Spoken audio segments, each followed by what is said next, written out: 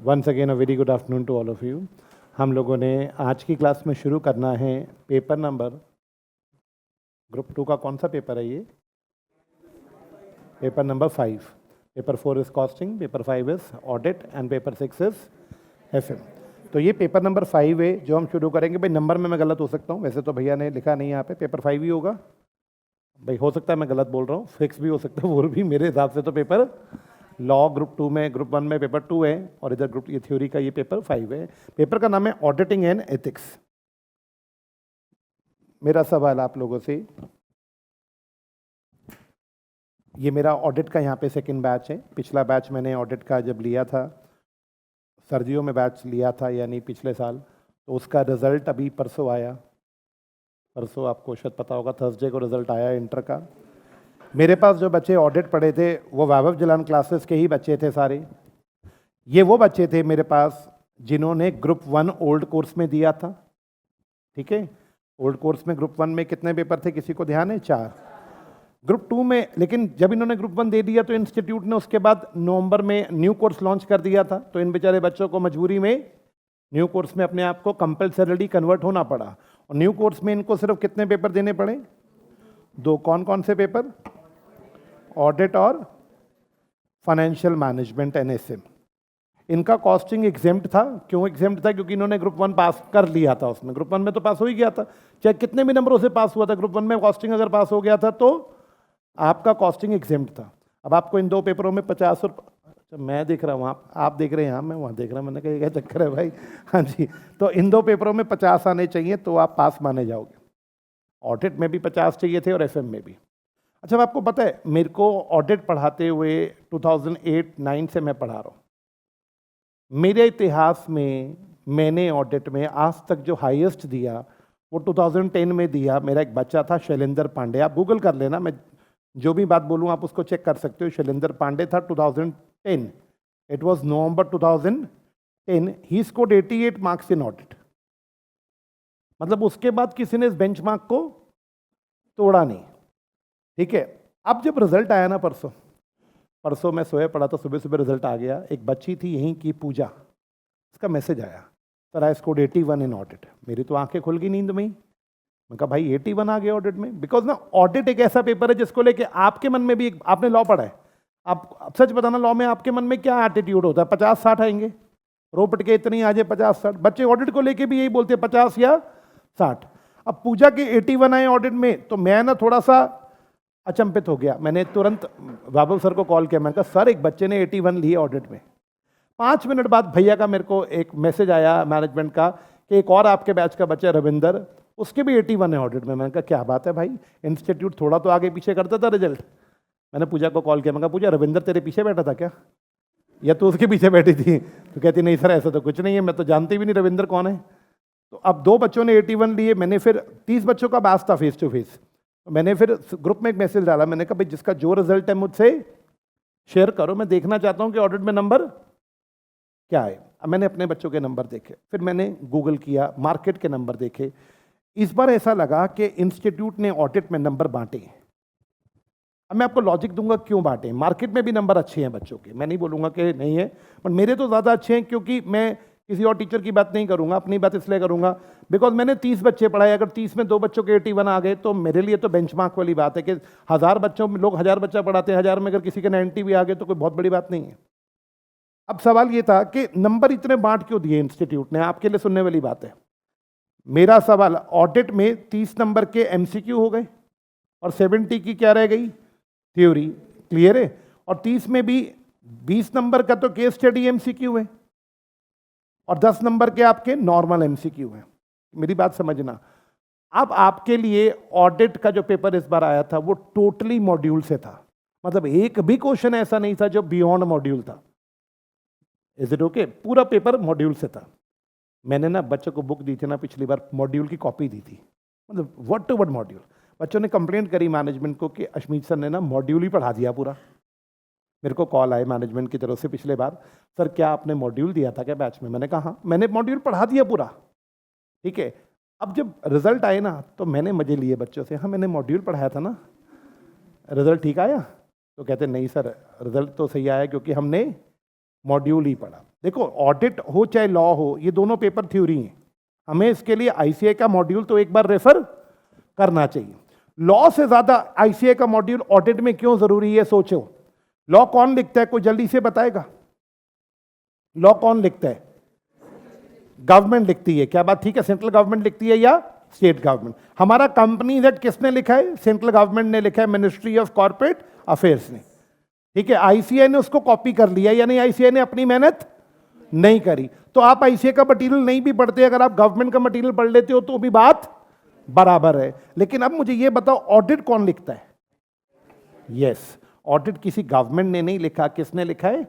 Audit के जो standards बने, जो रूल्स बने, वो भी किसने लिखे हैं? सारे आईसीएआई ने। तो यानी यही सुप्रीम बॉडी है जो लॉ ऑडिट लिखती है पूरी बैठ के। मेरा सवाल, जब ये सुप्रीम बॉडी है तो मुझे तो फिर वही पढ़ना पड़ेगा जो ये कहती है। अब आप बीकॉम ऑनर्स पढ़ो ना, अगर आप में से कोई रेगुलर कॉलेज का बच्चा है या बीकॉम ऑनर्स कर रहा हो, बीकॉम ऑनर्स सेकेंड ईयर में ऑडिट का पेपर है। पेपर का नाम है ऑडिटिंग एंड एश्योरेंस। मैं भी बीकॉम ऑनर्स रेगुलर करके आया हूं, तो मैं आपको कुछ रिलेट कराऊंगा। एक किताब आती है, बहुत पॉपुलर किताब है, मैं नाम नहीं लेना चाहिए, ऑनलाइन क्लास चल रही है, बड़ी पॉपुलर किताब है। बीकॉम में किसी बच्चे को पूछ ले ऑडिट कहां से पढ़ना है, उस किताब से पढ़ना है। अब उस किताब में जब मैं ऑडिट के एडवांटेजेस पढ़ता हूं ना, तो 14 एडवांटेजेस गिवन है, 1 2 3 करके 14 एडवांटेजेस ऑफ ऑडिट। लेकिन आईसीए की किताब में 6 एडवांटेजेस गिवन है। अब मेरे को ये नहीं समझ आया कि यार ये ऑथर 14 लिख रहे हैं और आईसीआई सिर्फ 6 लिख रहे हैं। जवाब आया कि आईसीआई सुप्रीम बॉडी है, अगर उसको लगता है एडवांटेजेस सिर्फ 6 हैं, तो ये टीचर आईसीआई से बड़ा कैसे हो गया जो उसको 14 दिख रहे हैं? भाई आईसीआई को जब 6 एडवांटेजेस दिख रहे हैं तो भैया 6 ही लिखने चाहिए। हमें किसी फालतू किताब को नहीं पढ़ना चाहिए ऑडिट की क्लास में, केवल आईसीआई का मॉड्यूल चलेगा। मैं आपको आईसीआई का मॉड्यूल, मैं जो अपनी बुक दूंगा टोटली किस पे बेस्ड होगी बेटा? आईसीआई के मॉड्यूल पे, ठीक है। प्लस साथ में मैं आपको समरी बुक दूंगा। सेकंड चीज आपको क्या मिलेगी? आईसीआई की समरी बुक, आईसीआई की नहीं सॉरी मेरी समरी बुक। तो इसके अंदर ऑडिट पूरा समरी फॉर्म में होगा। रिवीजन पर्पस के लिए लास्ट मोमेंट के लिए आपको समरी मिलेगी। मान लो किताब अगर 400 पेज की है तो समरी 100-125 पेज की होगी, ठीक है। लास्ट मोमेंट के लिए समरी रहेगी। हाँ, एक बच्चा है, रविंदर नाम है, 81 आए ऑडिट में उसके। वो मुझे कहता है सर अश्मीत सर मैंने कहा तूने मुझे ये बता तूने कैसे पढ़ाई करी? कहता सर मैंने ना किताब 3-4 बार पढ़ ली। मैंने कहा वाह, किताब तूने 4 बार पढ़ ली? कहता है लास्ट में ना मैंने जब बिल्कुल लास्ट आ गया ना, आखिरी 15 दिन रह गए, तो मैंने सिर्फ किसको पढ़ा? समरी को पढ़ा। बात समझ रहा? मैं क्लास में बड़ा क्लियरली मना करता हूं समरी नहीं पढ़नी, मैं मना कर देता हूं मत पढ़ना समरी। समरी खतरनाक है उसके लिए जो सिर्फ समरी पढ़ेगा। सोचो क्यों? समरी में तो टॉपिक शॉर्ट में कंसाइज है। अब कई मेरे टपोरी भाई होते हैं, अरे किताब से कौन पढ़ेगा, समरी पढ़ लेते हैं। क्या वो नुकसान अपना भी करेंगे मेरा भी करेंगे? क्वेश्चन 7 नंबर का आ रहा है, समरी में 4 लाइनें लिखी हैं, फिर मेरे को गालियां देंगे 4 लाइनों का कंटेंट दो, 7 नंबर का क्वेश्चन आ गया। मेरी बात समझना। तो वो बच्चा कितनी अच्छी बात बोला, कहता है मैंने 4 बार आपकी किताब से पढ़ लिया था। उसके बाद एंड में क्या उठाई? समरी। मेरे पास लैंग्वेज थी, मेरे पास कंटेंट था। This was the logic. पढ़ने का अप्रोच यही होता है, आपको रेगुलर किताब ही पढ़नी है, एंड के टाइम के लिए सिर्फ समरी यूज करनी। Clear? Now coming to the topic, हमारे पास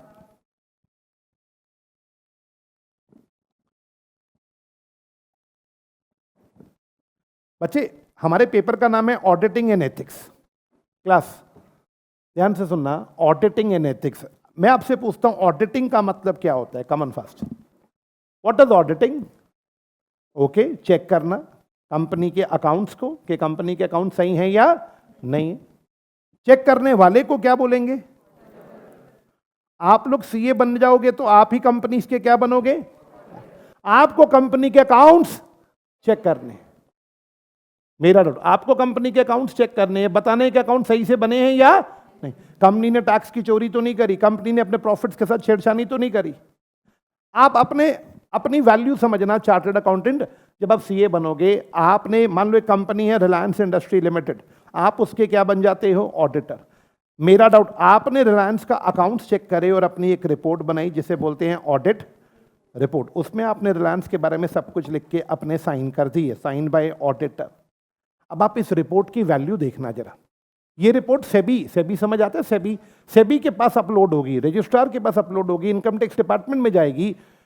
मेरा डाउट है इस रिपोर्ट को हर शेयर होल्डर पढ़ेगा रिलायंस का, हर इन्वेस्टर पढ़ेगा, फॉरेन इन्वेस्टर्स पढ़ेंगे। इतनी वैल्यू है इस रिपोर्ट की। ऑडिटर ने रिपोर्ट में लिख दिया रिलायंस बिल्कुल ठीक से काम कर रही है, रिलायंस के काम में कोई गड़बड़ नहीं है। आपकी इस रिपोर्ट के आपके साइन की वैल्यू देखो, government, foreign investors, shareholders, banks, government departments, हर बंदा आपकी रिपोर्ट पे क्या करेगा बेटा, विश्वास करे। तो ऑडिटर आपको ऑडिट करना है, आपकी रिपोर्ट की वैल्यू आपको पता लग गई। अब मुझे एक बात बताओ, क्या ऑडिटर बेईमान हो सकते हैं? क्या ऑडिटर बेईमान हो सकते हैं? रिलायंस ही पैसा खिला दे, यार रिपोर्ट लिख देना सब कुछ सही है।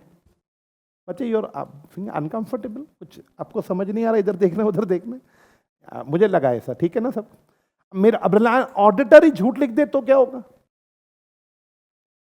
I repeat my question is, auditor झूठ लिख दे तो इतने लोगों के साथ चीटिंग हो जाएगी। ये तो गलत बात है। ऑडिटर, ऑडिट पढ़ो, साथ में एक वर्ड और सीखो, क्या वर्ड है? एथिक्स, मतलब योर गुड बिहेवियर। ईमानदारी से ऑडिट करो, बेईमानी नहीं करनी, गलत पैसे नहीं लेने, गलत फेवर नहीं लेना। You have to be very honest in your audit. आपके ऊपर दुनिया विश्वास करेगी तो आप गलत काम मत करना। सर कर दिया तो? माय क्वेश्चन इज, आपको मैंने बोला एथिकल रहना पड़ेगा। What is ethical? आपको आपका बिहेवियर गुड रखना पड़ेगा। मैं डरा नहीं रहा, मैं आपसे एक सवाल पूछ रहा हूं, अगर आपका बिहेवियर रॉन्ग हुआ तो क्या होगा? कंपनी लॉ पढ़ा है? मुझे जवाब देना, अगर ऑडिटर फ्रॉड में इन्वॉल्व है तो सेक्शन 447 याद है? मेरा डाउट, इसमें मिनिमम सजा 6 महीने की है, मैक्सिमम सजा 10 साल की है। क्या बात क्लियर है?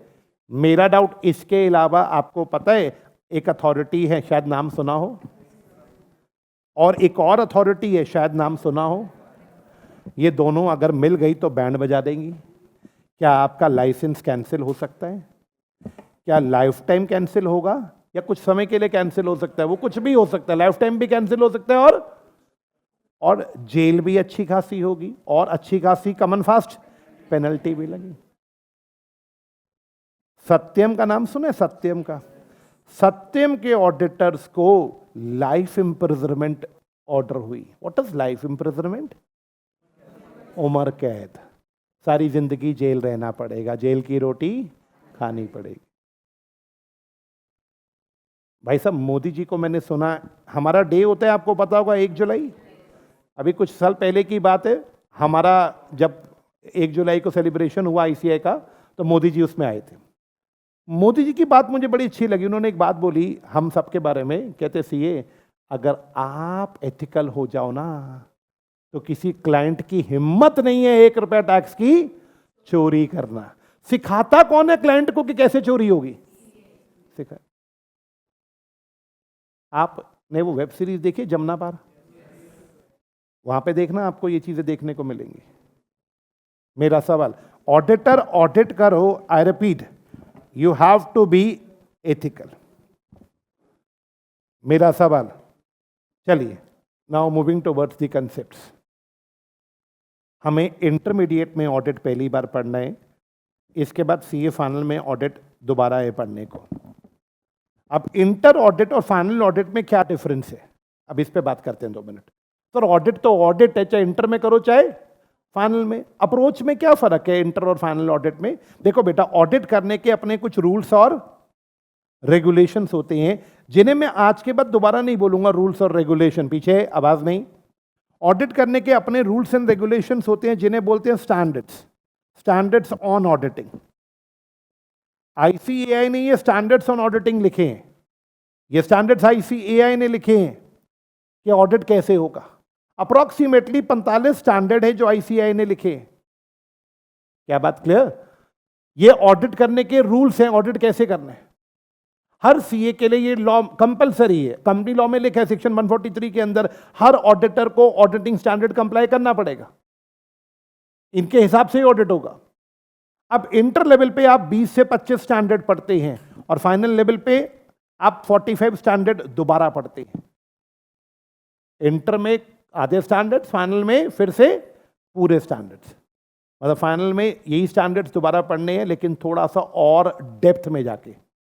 इंटर में भी डेप्थ होगी, लेकिन फाइनल में इन्हीं स्टैंडर्ड्स की डेप्थ थोड़ी ज़्यादा होगी। यार ऑडिट कर रहे हो, अगर ऑडिट में स्टैंडर्ड समझ आ गए ना, तो ऑडिट और कुछ भी नहीं है, audit totally depends upon your standards.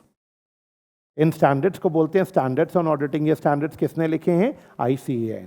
अब ये ICAI मेंबर है IFAC का, international federation of accountant. US की बॉडी है, ICAI इसका मेंबर है। इन्होंने स्टैंडर्ड बनाए, नाम रखा ISA, international standard on auditing. किसने बनाया वो स्टैंडर्ड? IFAC ने। ICAI क्योंकि इसका मेंबर है, IFAC ने बोला भाई ICAI वालों, इंडिया में भी यही स्टैंडर्ड कॉपी कर लो। तो ICAI ने क्या किया, इन्हीं स्टैंडर्ड्स को इंडिया में कॉपी कर लिया, थोड़ा बहुत आई रिपीट चेंज किया, और इंडिया में क्या नाम रख दिया? सिर्फ SA, स्टैंडर्ड ऑन ऑडिटिंग। अब मेरा क्वेश्चन सिर्फ आपसे ये है, IFAC के मेंबर सिर्फ इंडिया है या और भी बहुत सारी कंट्रीज है? तो क्या सबने इस स्टैंडर्ड्स को कॉपी किया होगा? अब मेरा एग्जांपल है, मान लो जर्मनी भी मेंबर है IFAC का, उसने भी क्या ये स्टैंडर्ड कॉपी किए होंगे?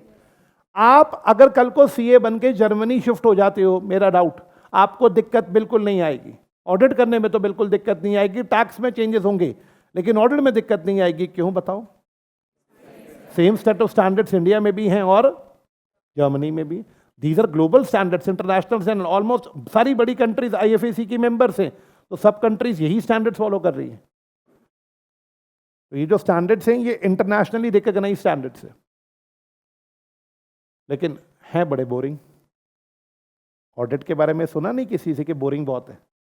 सुनी है ये बात किसी ने कि ऑडिट बोरिंग बहुत है? या सुना इंटरेस्टिंग बहुत है? कुछ तो सुना होगा। टफ भी सुना, टफ है,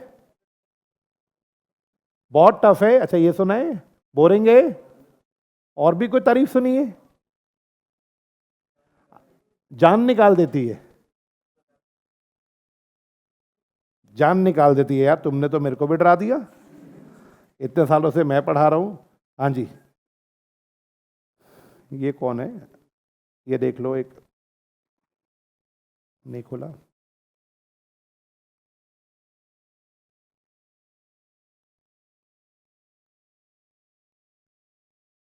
ये पूजा है जिसके 81 है ऑडिट में। मार्कशीट साथ दिखाऊंगा।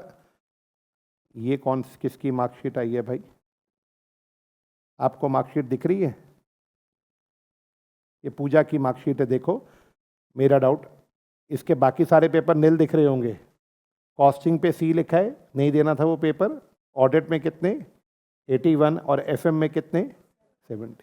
कोई कह रहा था ऑडिट बहुत टफ है, अभी सुना था मैंने किसी के मुंह से, ऑडिट बहुत टफ है। तो फिर इतने नंबर कैसे आ गए भाई? नहीं अभी, हाँ अभी ऑर्डिनरी दिखाता हूँ। ये एक्स्ट्रा ऑर्डिनरी थी, अभी कौन से दिखाऊंगा? मुझे पता था तुम ऐसी बातें करोगे, तुम टांग खींचने वाली बातें करोगे। मैं अबे पूजा तो दोबारा मत आ यार मुझे पता है बेटा, मैं तुम्हारी बिरादरी से ही हूं। हाँ अबे ये फिर पूजा, अरे राम राम राम राम राम राम राम राम। कहते सर आप बहुत स्मार्ट हो, आपने सारी उसी की रखी है। रविंदर, अब ये भी बोलोगे एक्स्ट्रा ऑर्डिनरी है। कितने ऑडिट में इसके? और FM में कितने हैं? 64। हाँ हाँ लाऊंगा, अभी आएगी, अभी खुलेगी बेटे, तेरे भी बिरादरी के हैं। अब ये देखो, ये भी तो बच्चा है तुम्हारी बिरादरी का, केशव, जिसने दोनों ग्रुप दिए इकट्ठे, जिसने दोनों ग्रुप दिए। अब इसके ऑडिट में 55 है, लॉ में भी 55 56। वाह, ये यहीं पढ़ा था पिछले बैच में, ये यहीं था, इसने लॉ भी यहीं पढ़ा था, ऑडिट भी यहीं पढ़ा। देखो दोनों ग्रुप इसने एक साथ निकाल दिए। पीछे भले कहेंगे ये दिखाओ ना, हिसाब लगाएंगे। 43 इतने तो अपने भी अकाउंट्स में आ जाएंगे, कोई टेंशन नहीं है। लॉ 55 56 हम भी रोपिट के ले ही आएंगे। टैक्स 59, हमारे 56 आ जाएंगे, कोई बात नहीं। कॉस्ट में 55 हम भी ले आएंगे। ऑडिट में आ रहे हैं तो हमारे भी आ ही जाएंगे। हाँ जो कह रहे थे, हाँ भाई ठीक है, केशव की मार्कशीट ठीक है। और भी कोई है? आर्यन, ये तो उसी की आ गई ना दोबारा, केशव की।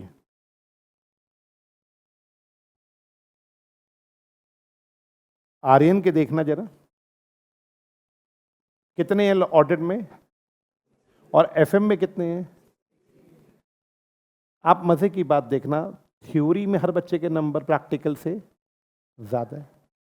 एफएम तो प्रैक्टिकल है, थ्योरी से ज्यादा नंबर प्रैक्टिकल में नहीं आ रहे यहां पे। मेरा डाउट तो ये तो अब नहीं बोल सकते ना कि सारे बच्चे इसमें एक्स्ट्रा ऑर्डिनरी हैं। अब ये भी एक, इसने नाम ही छुपा दिया, कह रहा गालियां पड़ेंगी, नाम छुपा लो। कितने भाई, किस्मत देख कितनी अच्छी है। कॉस्टिंग में 72 एग्जाम, उसके बाद बट इसने कॉस्टिंग अभी दिया, पता नहीं मुझे नहीं दिया, लेकिन ऑडिट और एफएम देखो, वाह भाई वाह, 43 और क्या बात है भाई। हाँ भाई, इतने तो आ ही जाएंगे, ऊपर भाई 150 भी करने हैं। आई होप ये बात समझ आता है कि एग्रीगेट भी तो बनाना है। मयंक, हाँ ये भी अच्छा बच्चा था, मयंक जलान। हाँ जी, इसके एथिक ऑडिट में 66 और एफएम में 65। लास्ट बाइंड अप करते हैं। चलिए, ये कौन है? ओ भाई साहब, कृतिक गुप्ता, दोनों में 71। नहीं तो ये तो नहीं बोल सकते कि ऑडिट टफ है।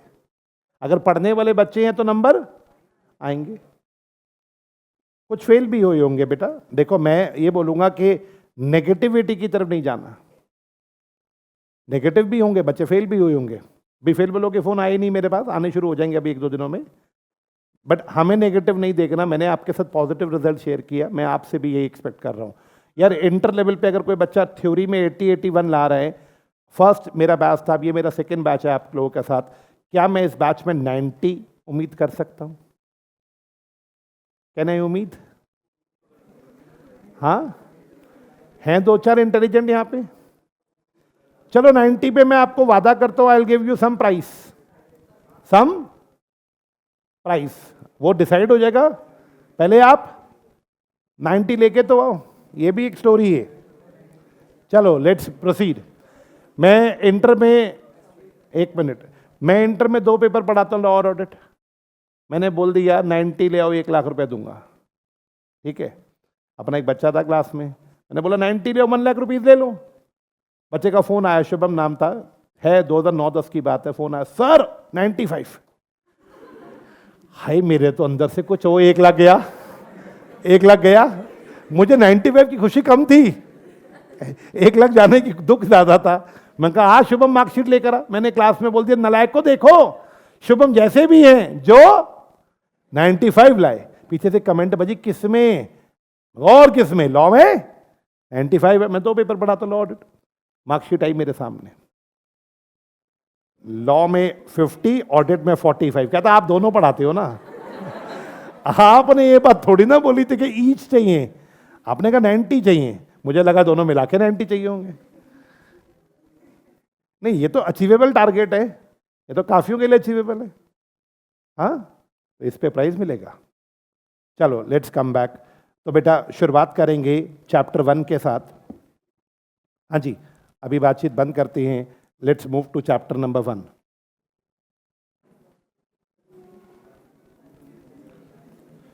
चलिए क्लास, नोट्स आपके साथ में आ गए? नोट्स मिल गए? आज नोट्स नहीं है? हाँ जी, हाँ निवेश को सब कुछ भेजा हुआ है, एक बार निवेश से बात करो। मेरा डाउट, चलिए बोर्ड पे please. Class, I repeat now, ये मैंने चैप्टर 1 खोल दिया, 1 मिनट देना।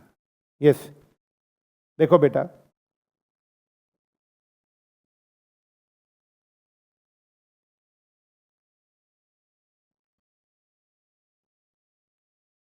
ये वॉल्यूम 1 है जो आपको मिलेगा अभी।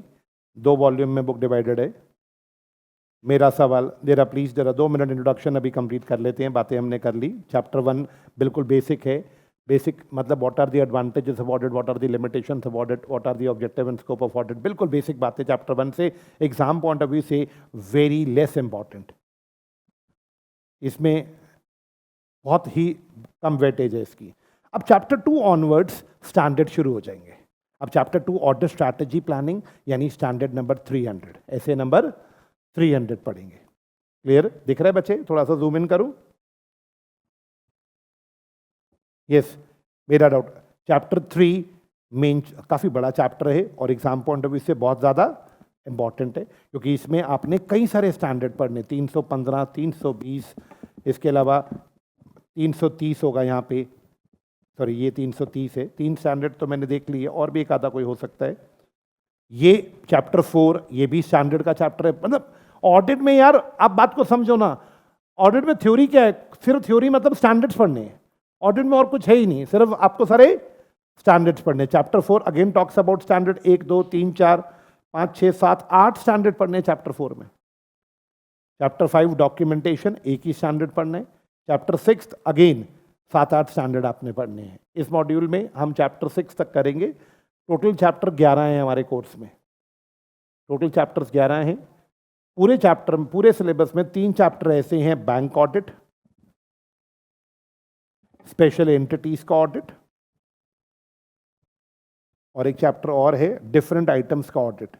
बस ये 3 चैप्टर ऐसे हैं पूरे सिलेबस में। और चैप्टर 1 जो अभी मैंने दिखाया था, ये 4 चैप्टर ऐसे हैं जिनमें कोई स्टैंडर्ड नहीं है, कोई, आई रिपीट, स्टैंडर्ड नहीं है, सिर्फ थ्योरी है। लेकिन बाकी 4 माइनस कर दो 11 में से, तो बाकी 7 जो चैप्टर्स हैं वो chapters is a collection of standards on auditing. ठीक है, मेरा सवाल, अच्छा मुझे ये बताओ, इंडिया में सबसे बड़ा, ये देखो कुछ फ्रॉड्स मैंने किताब में दे रखे हैं पढ़ने को, आपको आपकी नॉलेज बढ़ाने के बारे में।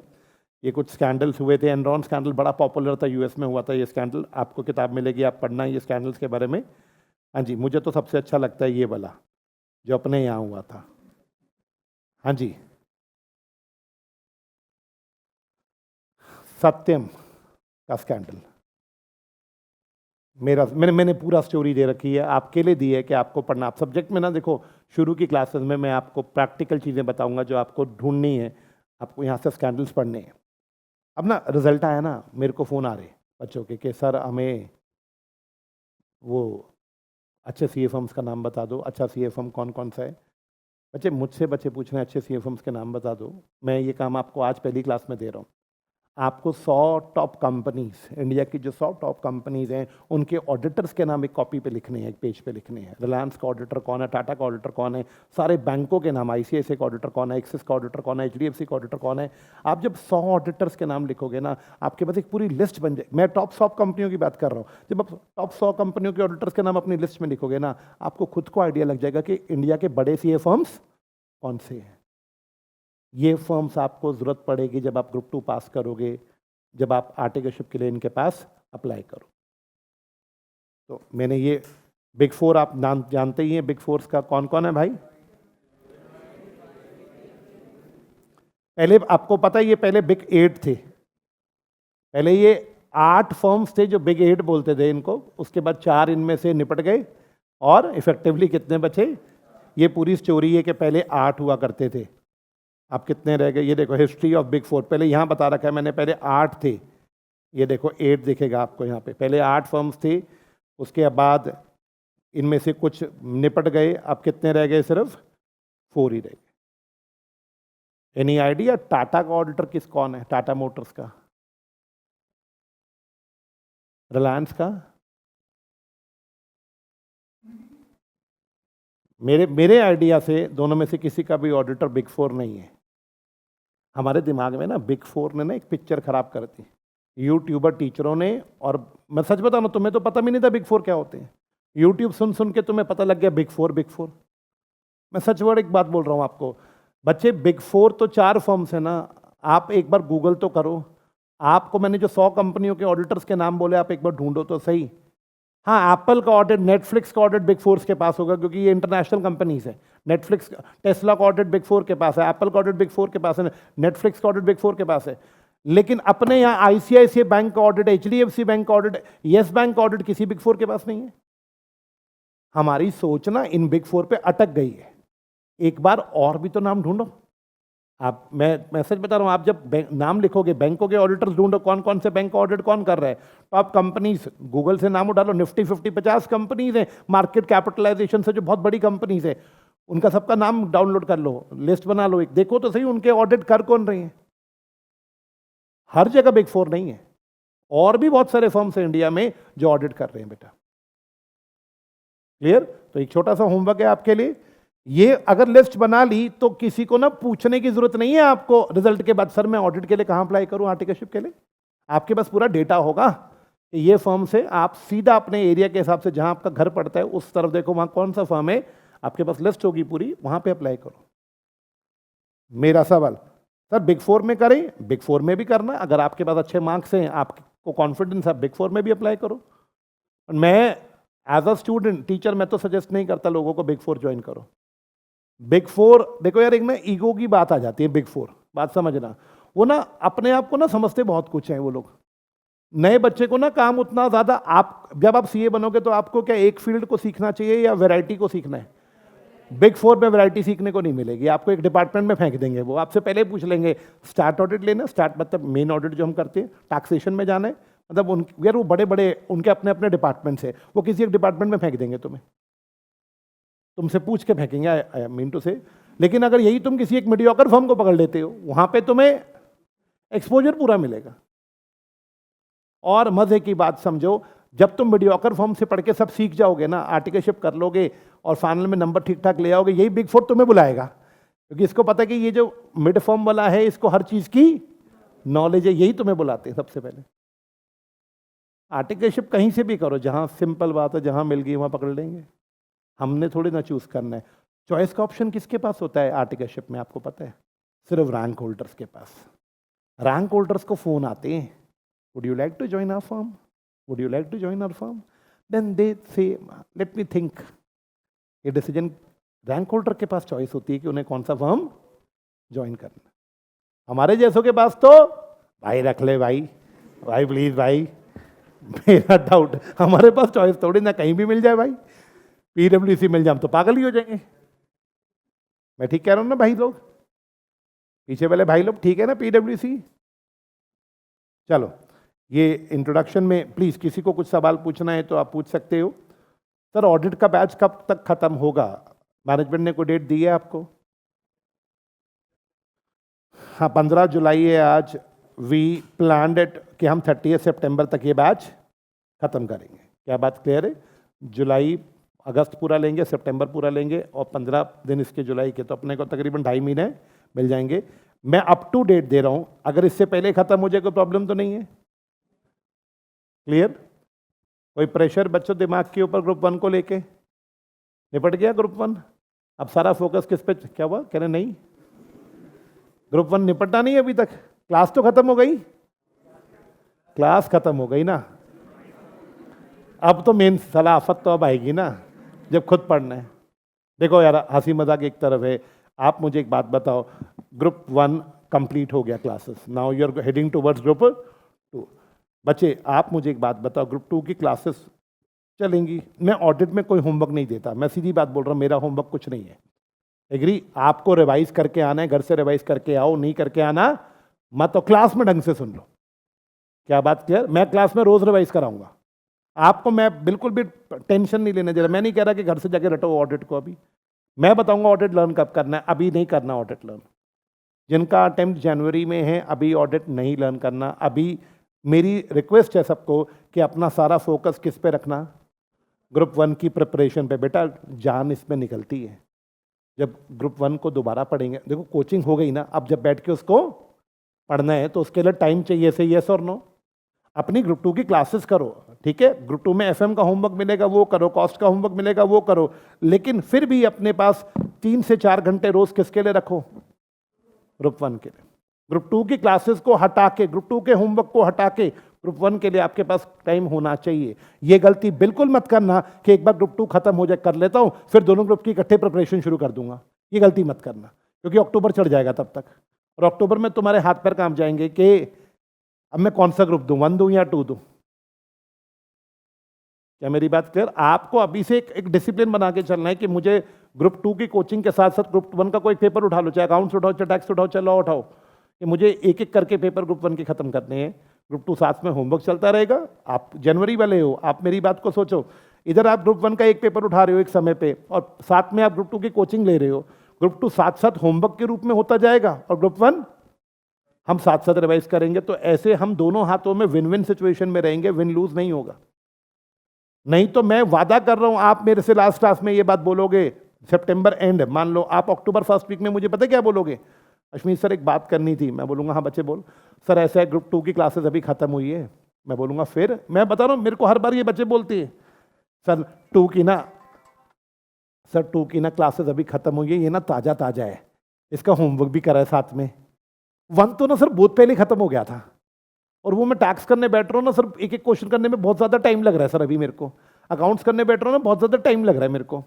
सर मैं ऐसा करूँ, मैं इस बार सिर्फ ग्रुप 2 दे दूँ। मैं कहूँगा यार ये क्या बात हुई सर, 1 ना दोबारा करूँगा बाद में मैं ना, अभी मैं सिर्फ ग्रुप 2 दे दूँ। This is wrong. जब आप दोनों ग्रुप की क्लास ले रहे हो तो आपको दोनों ग्रुप देने।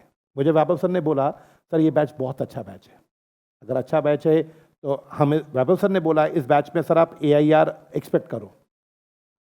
मैं बहुत खुश था, मैंने कहा चलो AIR हमारे बैच से भी आएगी, है ना। तो अगर AIR के लिए प्लान करना है तो जो बच्चे AIR के लिए प्लान कर रहे हैं, मेरा तो उनसे सिर्फ एक सजेशन है कि उन्हें तो जितना जल्दी हो सके अपने ग्रुप 1 की प्रिपरेशन खत्म करके क्या स्टार्ट कर देनी चाहिए, रिवीजन। उन्हें तो एज पे रहना पड़ेगा ग्रुप 1 की फटाफट। बहुत सारे तो समझदार होंगे AIR वाले जिन्होंने ग्रुप 1 साथ साथ ही खत्म कर लिया होगा जब क्लासेस चल रही थी। अब वो ग्रुप 1 की रिवीजन करें फटाफट, और इधर ग्रुप 2 की तैयारी। जिनका ग्रुप 1 पे होल्ड अच्छा है वो ऑडिट साथ साथ लर्न करना शुरू कर दें। क्लियर? आप अपना खुद का प्लान देखो ग्रुप 1 में आपकी कमांड कैसे है। चलो मेरा सवाल बच्चों आपसे, बच्चे प्लीज बोर्ड पे देखना, आप ध्यान से बातचीत बंद करते हैं। ऑडिट का मतलब आपने बोला एग्जामिनेशन होता है, ऑडिट का मतलब चेकिंग करना होता है। क्या मैं बोल सकता हूं ऑडिट एक एग्जामिनेशन है? किसका एग्जामिनेशन है बेटा? ऑडिटर किस चीज की चेकिंग करता है? फाइनेंशियल। यहां स्टेटमेंट नहीं लिखा, यहां क्या वर्ड लिखा है? What is the difference between financial information and financial statement? P&L और बैलेंस शीट को क्या बोलेंगे? Financial state. उसमें जो डेटा है, डेटा को बोलेंगे। क्या सारा डेटा P&L बैलेंस शीट में चढ़ जाता है या सिर्फ मेन डेटा चढ़ता है? बाकी डेटा तो रह जाता है ना। हम डेटा का ऑडिट करेंगे। रिपीट, ऑडिट किसका होगा? पूरे, क्योंकि डेटा सही होगा तभी तो स्टेटमेंट्स सही बनेंगी। तो एग्जामिनेशन किसका होता है दोस्तों? लेकिन जब हम रिपोर्ट बनाते हैं तो किस पे बनाते हैं? फाइनेंशियल स्टेटमेंट्स पे। ऑडिटर एग्जामिनेशन करेगा फाइनेंशियल इंफॉर्मेशन का। ऑडिट किसका होता है? कंपनीज का होता है या LLPs का होता है या पार्टनरशिप फर्म्स का होता है या क्लब का होता है या NPOs का होता है? आवाज नहीं आई। ऑडिट तो एनी एंटिटी, कोई भी एंटिटी करा सकती है। I repeat my words, audit तो कोई भी एंटिटी का हो सकता है। प्रॉफिट मेकिंग एंटिटीज कराती है या नॉन प्रॉफिट मेकिंग एंटिटीज कराती है? आवाज नहीं आई। दोनों कराती है। मैं एग्जाम्पल के रूप में एक क्वेश्चन पूछता हूं आपसे, जो बड़े बड़े NPOs हैं, नॉन प्रॉफिट ऑर्गेनाइजेशंस, क्या ये ऑडिट कराते हैं? बिल्कुल कराना पड़ता है इनको ऑडिट। टैक्स पढ़ा है आप सबने? मैं अज्यूम कर सकता हूं NPO के बारे में एक बात पता होगा। NPO को टैक्स में रिबेट मिलते हैं, लेकिन रिबेट इस शर्त पे मिलते हैं कि वो अपने पैसे को री इन्वेस्ट करें, डिविडेंड ना बांटे। पढ़े ऐसे रूल्स कुछ? तो वो कौन बताएगा कि इन्होंने अपना पैसा री इन्वेस्ट किया है या डिविडेंड बांटा है? ऑडिटर्स। तो NPOs को तो ऑडिट कराने पड़ते हैं। क्लियर? नेक्स्ट सवाल आगे पढ़िए। छोटी एंटिटीज का ऑडिट होता है या बड़ी एंटिटीज का? दोनों का हो सकता है। रिस्पेक्टिव ऑफ इट साइज का मतलब दोनों एंटिटीज का ऑडिट हो सकता है। और लीगल फॉर्म, लीगल फॉर्म मतलब कंपनीज का भी ऑडिट होता है, पार्टनरशिप फर्म्स का भी होता है, सोल प्रोप्राइटर भी अपना ऑडिट, कोई भी लीगल फॉर्म अपना ऑडिट करा सकती है। क्या बात क्लियर? ऑडिटर एग्जामिनेशन करके आपको अपना ओपिनियन देता है। ऑडिटर अपना ओपिनियन एक्सप्रेस करता है कि आपकी फाइनेंशियल इंफॉर्मेशन सही है या नहीं है। क्या बात क्लियर? पापा की दुकान का ऑडिट बेटा कर दे, क्या फायदा होगा उससे? कोई बताएगा क्यों? पापा का ऑडिट बेटा कर देगा तो क्या फायदा होगा? सोच के जवाब दो। बायसनेस आ जाएगी। अब वैभव जलान सर के फादर भी एक CA फर्म चला रहे हैं, जलान एंड एसोसिएट्स के नाम से। अगर वैभव जलान क्लासेस का ऑडिट इनके फादर साहब करने आ जाएं तो मजा क्या आएगा? आप बताओ ना, क्यों नहीं मजा आएगा?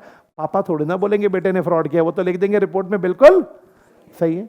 ऐसे ऑडिट कराने का क्या फायदा? ऑडिट हमेशा किससे करवाओ? कमन फास्ट, किसी इंडिपेंडेंट पर्सन से। इंडिपेंडेंट मतलब जिसका कंपनी से कुछ भी लेना देना।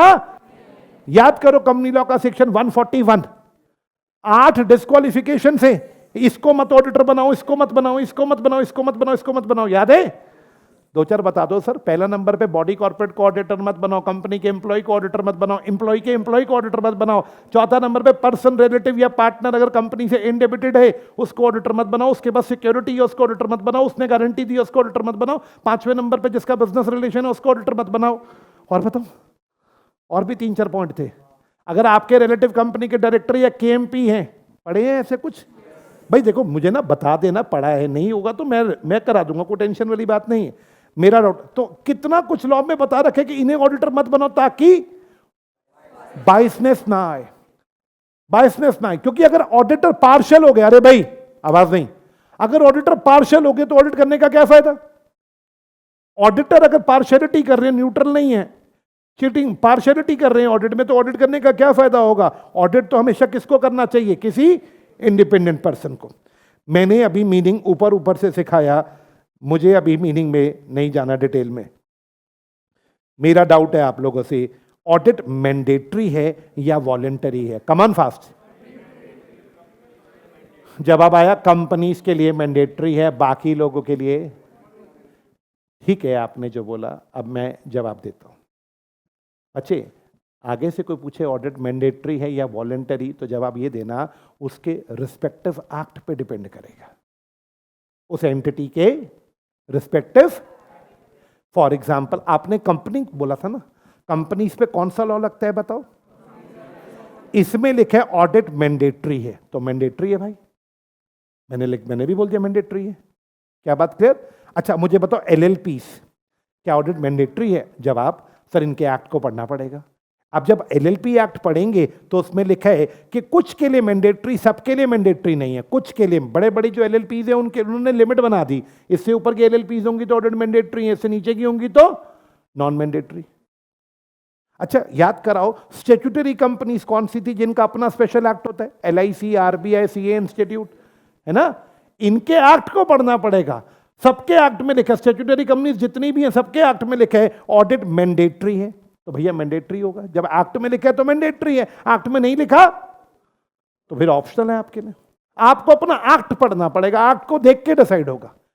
यानी अगर आपका एक्ट कह रहे करवाना है तो मैंडेटरी है, नहीं करवाना। पार्टनरशिप फर्म पे कौन सा एक्ट लगता है? सीए फाउंडेशन पढ़ के आए हो सबने, इंडियन पार्टनरशिप एक्ट ऑलमोस्ट सारा पढ़ा है, उसमें तो कहीं लिखा ही नहीं ऑडिट के बारे में। तो नहीं लिखा तो नहीं मैंडेटरी, काटा मार दिया, नहीं मैंडेटरी। सोल प्रोप्राइटर पे तो कोई एक्ट ही नहीं लगता। आवाज नहीं आई?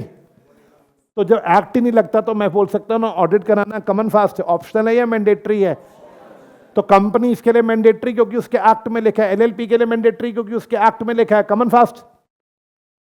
स्टैट्यूटरी कंपनी के लिए मैंडेटरी क्योंकि उसके एक्ट में लिखा है, लेकिन पार्टनरशिप के एक्ट में कुछ नहीं लिखा, सोल प्रोप्राइटर का कोई एक्ट ही नहीं है, तो इनके लिए तो मैंडेटरी नहीं। और कोई एंटिटी का नाम? एनपीओ। ओके, आपने एक बच्चे ने बोला एनपीओ। अब एनपीओ के लिए भी मेरा आंसर वही है, उसके अब बहुत सारे देखो, एनपीओ ना 3 एक्ट में रजिस्टर्ड होते हैं इंडिया में। Option 1 Indian trust act, option 2 society registration act, option 3 section 8 of companies act. NPO को रजिस्टर कराने के 3 ऑप्शन है। आप किस एक्ट में रजिस्टर हो ये जवाब दो। अगर आप सेक्शन 8 में रजिस्टर हो कंपनीज एक्ट के, तो आपको ऑडिट मैंडेटरी है। अगर आप ट्रस्ट एक्ट में रजिस्टर्ड हो तो ट्रस्ट एक्ट में कुछ एनपीओ के लिए मैंडेटरी है, कुछ के लिए ऑप्शनल है, सोसाइटीज के लिए भी मैंडेटरी है। तो जवाब ये नहीं देना कुछ के लिए मैंडेटरी कुछ के लिए ऑप्शनल। जवाब क्या होना चाहिए? एक्ट देखना पड़ेगा, एक्ट देख के डिसाइड होगा कि किसके लिए मैंडेटरी है, किसके लिए। अच्छा, यानी ये जितनी भी एंटिटीज हैं, अलर्ट, ये जितनी भी एंटिटीज हैं, ये ऑडिट किसके लिए, किसके कहने पे कराती हैं? ये ऑडिट इनके एक्ट के कहने पे होता है। तो इस ऑडिट को नाम दे देते हैं statutory audit. I repeat my words, statutory, statute का मतलब होता है लॉ, स्टैट्यूट मतलब वो ऑडिट जो हम अपने एक्ट की वजह से कराते हैं, उस ऑडिट को क्या बोलते हैं? Statutory audit. इंडिविजुअल का कोई लॉ ही नहीं है तो उनके लिए स्टैट्यूटरी ऑडिट नाम का कोई कंसेप्ट ही नहीं है। पार्टनरशिप फर्म के लिए लॉ में कुछ लिखा ही नहीं तो उनके लिए भी स्टैट्यूटरी ऑडिट होता ही नहीं है। बट कंपनीज, एलएलपीज के लिए उनके लॉ में लिखा है तो उनका स्टैट्यूटरी ऑडिट तो कराना पड़ेगा। वर्ड समझ आया? Statutory audit. आवाज नहीं आई? Can we proceed? अब अगला क्वेश्चन, सर इन 5 के स्टैट्यूट समझ लिए, यस या नो? लेकिन इन पांचों पे कॉमन लॉ है जो लगता है, income tax act. Income tax कहता है इनके स्टैट्यूट में क्या लिखा है मुझे मतलब नहीं है, मेरे हिसाब से सबको ऑडिट कराना पड़ेगा। किसने बोला? अब इनकम टैक्स कंपनी लॉ कहते हैं मैं तेरे को क्यों मानूं? इनकम टैक्स वाला बोलता है क्यों बे, तू पर्सन नहीं है क्या? Income tax act every person पे एप्लीकेबल है, तू भी तो पर्सन है, चल बे करा ऑडिट। अब कंपनी लॉ बोला लेकिन मुझे तो कंपनी एक्ट में ऑडिट कराना होता है। इनकम टैक्स बोले नहीं, हमारे हिसाब से कराओ। अब मेरा डाउट, कंपनीज एक्ट के हिसाब से करवाएं या इनकम टैक्स एक्ट के हिसाब से कराएं? कंफ्यूज हो गया कंपनी। आप बताओ, दो ऑडिट करवाने पड़ेंगे, एक कंपनीज एक्ट के अकॉर्डिंग और एक, मेरा डाउट है कोई क्लियर करेगा? एक ही चीज को दो बार ऑडिट कराने का क्या फायदा, दो बार पैसे देने का क्या फायदा? क्या दोनों के अकाउंट्स बनाने का तरीका अलग है? अकाउंट्स की क्लास में जो अकाउंट्स बनाए हैं वो कंपनीज एक्ट के हिसाब से बनाए हैं, और पीजीबीपी चैप्टर में जो कैलकुलेशन करी है डेप्रिसिएशन की या कैश खर्चों की वो टैक्स एक्ट के हिसाब से। क्या दोनों के रूल्स अलग है? भाई अकाउंट्स के टीचर तो बोलते हैं अक्रूवल और कैश बेसिस दोनों अलाउड है, या डेप्रिसिएशन के लिए एसएलएम भी अलाउड है, और ये कंपनीज एक्ट कहते हैं दोनों मेथड अलाउड है। लेकिन इनकम टैक्स क्या बोलता है? Only WDV. कंपनीज एक्ट कहता है कि भैया हर एसेट का एक रेट गिवन है, प्लांट मशीनरी पे कितना डेप्रिसिएशन फिक्स, फर्नीचर फिक्सचर पे कितना डेप्रिसिएशन। लेकिन इनकम टैक्स वाले कहते हैं जी ब्लॉक ऑफ एसेट बनाओ, ब्लॉक पे डेप्रिसिएशन लगेगा। यानी दोनों के कैलकुलेशन के तरीके अलग हैं। तो दोनों की सेट ऑफ अकाउंट्स, एक अकाउंट्स किसके हिसाब से बनेंगे? कंपनीज एक्ट के हिसाब से, और दूसरे अकाउंट्स, तो एक का ऑडिट कंपनी ऑडिटर करेगा और दूसरे का ऑडिट टैक्स ऑडिट करेगा। तो कंपनी को तो दो ऑडिट कराने पड़ते। क्या बात क्लियर या नॉट क्लियर? आवाज नहीं आई? सर दो ही ऑडिट कराने पड़ते हैं, पता नहीं दो ही कराने पड़ते हैं। आप समझ रहे मेरे पता नहीं का आंसर का मतलब क्या हुआ? और भी होते हैं भाई साहब, दुखी हो जाती है कंपनीज। तो एक और ऑडिट होता है जो सीएस करता है, सेक्रेटेरियल ऑडिट। बड़ी बड़ी कंपनीज का सेक्रेटेरियल ऑडिट होता है जिसमें ये देखा जाता है कि कंपनी ने लॉ ठीक से फॉलो किया। वो बायबैक पढ़े लॉ में, बायबैक के रेगुलेशन ठीक से फॉलो हुए, इशू करते समय इशू के रूल्स फॉलो हुए। वो बड़ी बड़ी कंपनीज का सेक्रेटेरियल ऑडिट भी होता है। तो कंपनीज बेचारी, रिलायंस जैसी companies, company audit, tax audit, और अब आपको तो पता है रिलायंस एक मैन्युफैक्चरिंग कंपनी है, तो कॉस्ट अकाउंटेंट भी आएंगे, कॉस्ट का भी ऑडिट होगा। तो कितने हो गए? 4 ऑडिट। अभी और भी अगर मैं ढूंढूंगा तो एक दो और मिल जाएंगे। क्या बात क्लियर? हाँ, मैडम ने बोला इंटरनल ऑडिट, ये भी कुछ होता है, मेरे को नहीं पता अभी। हाँ, तो मेरा सवाल, 5 ऑडिट गिन दिए हमने यहां पे। अब इंडिविजुअल के बारे में आप में से कोई जवाब देगा? इंडिविजुअल का अपना कोई लॉ है या नहीं है? जल्दी बोलो। तो उसके लिए स्टैट्यूटरी ऑडिट नाम की कोई चीज नहीं है। अब टैक्स ऑडिट के बारे में बताओ इंडिविजुअल का। क्या आपको पता टैक्स में एक रूल है इनकम इंडिविजुअल की, अगर नेट इनकम या टर्नओवर इस लिमिट से ज्यादा होगा तो ऑडिट कराना है, नहीं तो नहीं कराना। Can anyone tell me that limit? 1 CR। 1 CR is turnover और नेटवर्थ। अगर किसी इंडिविजुअल का प्रीवियस फाइनेंशियल ईयर में टर्नओवर 1 करोड़ का है तो ऑडिट कराना पड़ेगा। Section 44 A B. अच्छा, ठीक है, मेरे को भी याद आ गया। ठीक है, तो अब पार्टनरशिप फर्म का क्या रूल है बताओ? टैक्स पार्टनरशिप फर्म के अपने लॉ में तो ऑडिट कराना, पार्टनरशिप के लिए स्टैट्यूटरी ऑडिट कराना कॉमन फास्ट नॉट रेलेवेंट। लेकिन what about tax audit? Common fast. Again उसका टर्नओवर अगर 1 CR का है तो 44 AB में पार्टनरशिप फर्म को भी टैक्स ऑडिट कराना है। क्या मेरी बात क्लियर? लेकिन उससे ऊपर चलते हैं, किसके ऊपर? Statutory companies. अब इनके लिए इनकम टैक्स में क्या रूल है ये मुझसे जरा आपको पता होना चाहिए। इनकम टैक्स एक्ट में 44 AB दोबारा पढ़ो घर जाके आज, और ध्यान से पढ़ के बताओ कि किस किस एंटिटी को टैक्स ऑडिट कराना है। क्लियर है मेरा डाउट? लेकिन स्टार्ट ऑडिट अलग है, टैक्स ऑडिट अलग है। बोलो बच्चे, क्लियर? आई होप किसी को सवाल करना है प्लीज मुझसे कुछ। एक बच्चे ने एक सवाल बोला, सर देखो मैं कुछ वर्ड्स पूछ रहा हूं, जवाब देना। स्टैट्यूटरी ऑडिट, स्टैट्यूटरी ऑडिट को कंपनीज के केस में मैं नाम देता हूं company audit. LLP audit, LLP या कंपनी ऑडिट मतलब स्टैट्यूटरी ऑडिट। कंपनीज के लिए अलर्ट, एक होता है स्टैट्यूटरी ऑडिट, दूसरा होता है टैक्स ऑडिट, तीसरा सेक्रेटेरियल ऑडिट, चौथा कॉस्ट ऑडिट। किसी को इसमें से कोई पूछना है एक बार? कॉस्ट ऑडिट या सेक्रेटेरियल ऑडिट पे कोई सवाल नहीं है। अब मेरा लास्ट क्वेश्चन आप लोगों से, ये इंटरनल ऑडिट क्या चीज होती है? हाँ जी, प्लीज आवाज नहीं। ये इंटरनल ऑडिट क्या चीज है?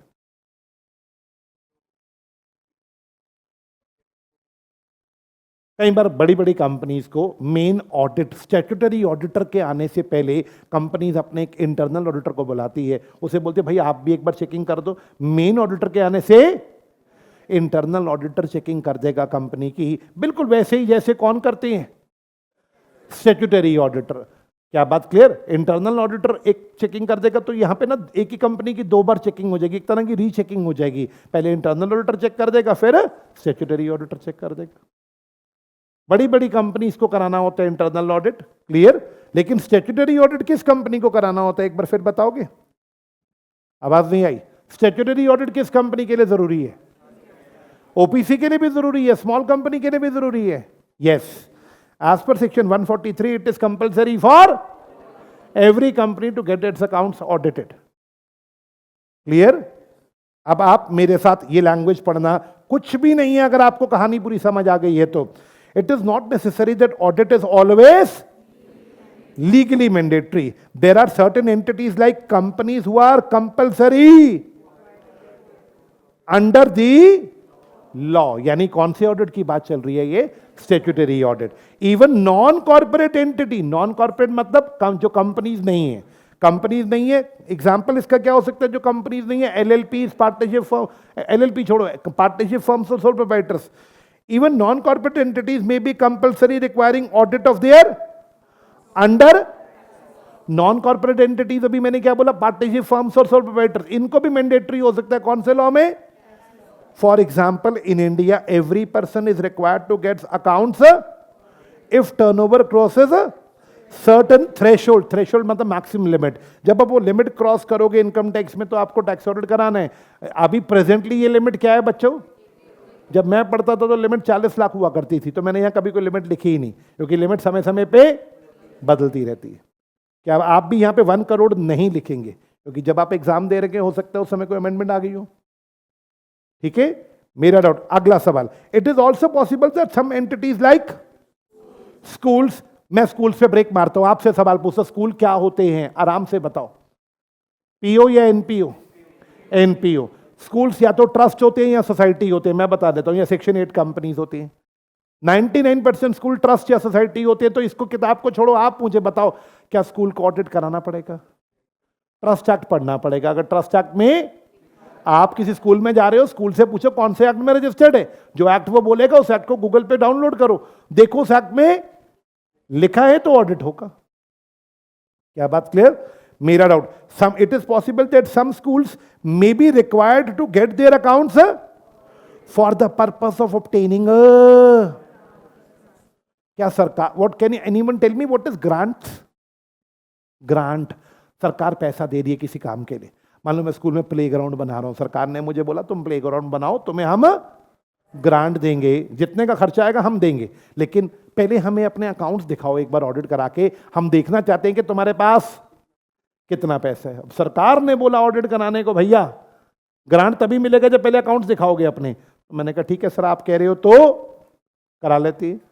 नेक्स्ट सवाल, audit is not always, many entity may gate their accounts audited voluntarily because of the, कोई एग्जाम्पल सोचोगे? सोल प्रोप्राइटर्स के लिए ऑडिट कराना मैंडेटरी या not mandatory? Audit not mandatory. But अगर एक सोल प्रोप्राइटर को लोन चाहिए, लोन, और बैंक में गया, बैंक को हाथ जोड़ता है, बोला मुझे 5 करोड़ का लोन चाहिए, बिजनेस लोन। बैंक वाले बोले बिजनेस की वैल्यूएशन कराइए सीए से, या सीए से पहले अपना पूरा हिसाब करा के ला, ऑडिट करा के ला, हमें पहले प्रोजेक्ट रिपोर्ट दिखा अपनी पूरी, बैंक ऑडिटर से साइन करा के ला, उसके बाद हम। अब वो बेचारा इंडिविजुअल, उसके लिए ऑडिट कराना जरूरी नहीं है, लेकिन बैंक वाले लोन देने से पहले आपसे बोलेंगे क्या करवाओ, ऑडिट करो। तो भैया वो बेनिफिट है ना ऑडिट का। एक बैंक भी तो किस पे रिलाय करता है आप बताओ? ऑडिट रिपोर्ट पे। तो आपको ऑडिट कराना पड़ेगा। Many such concerns have their, कई एंटिटीज ऐसी हैं जिनकी अपने क्या है बड़े भाई, कि हम तो ऑडिट करवाएंगे, क्योंकि ऑडिट की बहुत सारी क्या होती हैं, बहुत सारी एंटिटीज ऐसी हैं जिनको लॉ नहीं कराता ऑडिट के लिए, लेकिन वो फिर भी कराती हैं क्योंकि उन्हें लगता है ऑडिट की बहुत सारे, जैसे कि बैंकों से इजीली क्या मिल जाते हैं, लोन्स मिल जाते हैं। सब बच्चे बताओ क्या ये बात समझ आया या नहीं आया? आवाज नहीं आई? बेटा क्लास इंट्रोडक्शन है, मैं कोई हाई फाई बात नहीं कर सकता अभी। 3 क्लासेस तक तो मैं कोई बात ही नहीं करूंगा हाई फाई, स्टैंडर्ड से स्टैंडर्ड में घुसूंगा ही नहीं। अभी आप में से कईयों को लग रहा होगा बहुत लड्डू बात चल रही है, 3 क्लासेस तक लड्डू बातें चलेंगी, ठीक है ना? उसके बाद आप कहोगे सर क्या करा रहे हो, ये क्या करा रहे हो? मेरा डाउट, आई होप आपको ये वाली बात समझ आ गई। Can we proceed? अब अगला सवाल, एक छोटा सा सवाल का जवाब देना। Who appoints auditor? ये कंपनी लॉ का टॉपिक है। बताओ कंपनीज को ऑडिट कौन अपॉइंट करता है? अबे कंपनीज में ऑडिटर कौन अपॉइंट करता है? कर ICAI। कमाल है यार, कंपनीज का ऑडिट कौन करता है? चलो जल्दी से बताओ, जिन्होंने लॉ पढ़ा, जिनको याद है, शेयरहोल्डर्स ऑडिटर्स कब अपॉइंट करते हैं? वेरी गुड, AGM पे। कौन सा रेजोल्यूशन पास करके? ऑर्डिनरी रेजोल्यूशन पास करके। ऑडिटर का टेन्योर कितना होता है? अबे सारा कुछ ही उल्टा बोल रहे हैं यार, क्या खा के आए हो भाई? 5 साल का टेन्योर है, 4 साल कहां लिखा है भाई? हाँ, मेरा डाउट। अच्छा, ये भी पढ़ा था कि ऑडिट कमेटी रिकमेंड करती है नाम ऑडिटर का। हाँ, मेरा डाउट। तो ये देखो, शेयर होल्डर्स अपॉइंट करते हैं ऑडिटर्स को कंपनीज में। अच्छा, CAG को याद करेगा? CAG के full form controller and auditor general of India. फिर से, controller and auditor general of India. बताओ कि CAG किस कंपनी का ऑडिटर अपॉइंट करते हैं? वेरी गुड, गवर्नमेंट कंपनीज का ऑडिटर कौन अपॉइंट करते हैं? अच्छा, पार्टनरशिप फर्म में ऑडिटर्स कौन अपॉइंट करते होंगे? कंपलसरी है, उनका चॉइस है? बिल्कुल ठीक बात। क्या बात क्लियर? लास्ट सवाल, क्या कभी कोई गवर्नमेंट अथॉरिटी भी ऑडिट करने को कह सकती है? जैसे अभी ग्रांट चाहिए, अभी एग्जांपल देखा था, ग्रांट चाहिए तो अब गवर्नमेंट एंटिटी ने बोला हम ही तुम्हारा ऑडिटर अपॉइंट कर रहे हैं, इनसे जाके पहले क्या करवाओ? ऑडिट करवाओ। तो भैया ये 4 ऑप्शन मैंने आपको दिए, आप एक बार लैंग्वेज पढ़ना। देखो मुझे तो लैंग्वेज पढ़ने में कोई मजा नहीं आता, मैंने तो चीज उतनी बार समझा देनी है कि लैंग्वेज उसके बाद आप खुद भी पढ़ोगे आपको समझ आएगी। पढ़ो एक बार। Generally an auditor is appointed by, in some cases by, और गवर्नमेंट अथॉरिटीज। यहां पे एग्जांपल हो गए कॉन्स्टिट्यूशनल अथॉरिटी यानी CAG, as per the laws and, for example in case of company auditors are appointed by members in the shareholders are there, an auditor is appointed by them in the। एक line पूछने का मन कर रहा है, कोई जवाब देगा? In case no auditor is appointed और reappointed in the AGM, then what happens? Very good, the existing auditor will continue. पुराना ऑडिटर ही कंटिन्यू करेगा जब तक कोई नया नहीं आता। CAG, however in case of auditor is appointed by, CAG खुद एक इंडिपेंडेंट कॉन्स्टिट्यूशनल अथॉरिटी है। थोड़ा सा बात करें CAG पे, कोई मुझे बताएगा CAG होता क्या है? फुल फॉर्म नहीं बताओ, CAG क्या होता है? फुल फॉर्म तो बोर्ड पे लिखी है। हाँ भाई, बड़े भाई आपका नाम? आपका नहीं, आपका नहीं, आपका। हाँ जी, Ansh, what is CAG? Any idea? Yes या नो, बात खत्म करेंगे। No idea. Any of you have the idea who CAG? What is CAG? CAG देखो, हमने बहुत देर होगी ऑडिट के बारे में बात करते हुए। एक बहुत इंपॉर्टेंट बात तो मैं बताना ही भूल गया था। सब बच्चे बोर्ड पे देखो, अगर मैं 2 पार्ट में डिवाइड करूं ऑडिट को, तो एक होती है गवर्नमेंट एंटिटीज का ऑडिट और एक होता है नॉन गवर्नमेंट एंटिटीज का ऑडिट, है ना? जो गवर्नमेंट एंटिटीज हैं, अब मैं गवर्नमेंट एंटिटीज के पहले कुछ एग्जाम्पल दूंगा। रेलवे, डिफेंस, हेल्थ सेक्टर, जो सरकारी हैं, जितनी भी गवर्नमेंट के डिपार्टमेंट्स हैं, गवर्नमेंट के डिपार्टमेंट्स बोलो या मिनिस्ट्रीज बोलो, जो गवर्नमेंट का ऑडिट करेगा वो कौन करेगा? अब सवाल आते हैं। गवर्नमेंट एंटिटीज जो होती हैं, जैसे मैंने कुछ एग्जांपल दिए, गवर्नमेंट के डिपार्टमेंट्स, गवर्नमेंट की मिनिस्ट्रीज, इन सब का ऑडिट कौन करता है? जवाब है CAG। CAG एक सुप्रीम बॉडी है, सबसे बड़ी बॉडी है। CAG एक पोस्ट एक डेजिग्नेशन है। CAG एक प्रेजेंटली CAG कौन है? अभी मैं गूगल करके दिखा देता हूं आपको। CAG एक बंदा होगा, इसके पास अपना बहुत सारा डिपार्टमेंट होगा। डिपार्टमेंट को बोलेंगे Indian audit and accounts department. CAG का अपना डिपार्टमेंट होगा, वहां बहुत सारे गवर्नमेंट ऑडिटर्स जॉब कर रहे होंगे। आपके पैरेलल क्लोन होंगे, आपके क्लोन CA का क्लोन होता है, बिल्कुल CA की तरह होते हैं। वो गवर्नमेंट ऑडिटर्स होते हैं, वो CAG के लिए काम करते हैं। जितने भी गवर्नमेंट सेक्टर के ऑडिट हैं वो सीए को नहीं मिलते, वो किसको मिलते हैं? सीएजी को। सीएजी वो ऑडिट किससे कराता है? कॉमन फास्ट, अपने गवर्नमेंट ऑडिटर से। तो अब जो गवर्नमेंट सेक्टर से बाहर रह गए, नॉन गवर्नमेंट सेक्टर का ऑडिट, वो सब हम लोग करते हैं एज अ चार्टर्ड अकाउंटेंट। क्या बात क्लियर? अब आपसे कोई पूछो रेलवे का ऑडिट कौन करेगा, तो आपका जवाब होगा सीएजी करेगा। अगर मैं आपसे पूछूं दिल्ली हाई कोर्ट का ऑडिट कौन करेगा, दिल्ली सुप्रीम कोर्ट का ऑडिट कौन करेगा, पार्लियामेंट का ऑडिट कौन करेगा, मिनिस्ट्री ऑफ फाइनेंस का ऑडिट कौन करेगा, तो इन सबका ऑडिट सीएजी करे। क्या मेरी बात क्लियर? सीएजी अपने आप में एक बहुत बड़ा टाइटल है, एक इंडिविजुअल है सीएजी। अभी मैं दिख देता हूं कौन है। हाँ जी, मेरा डाउट।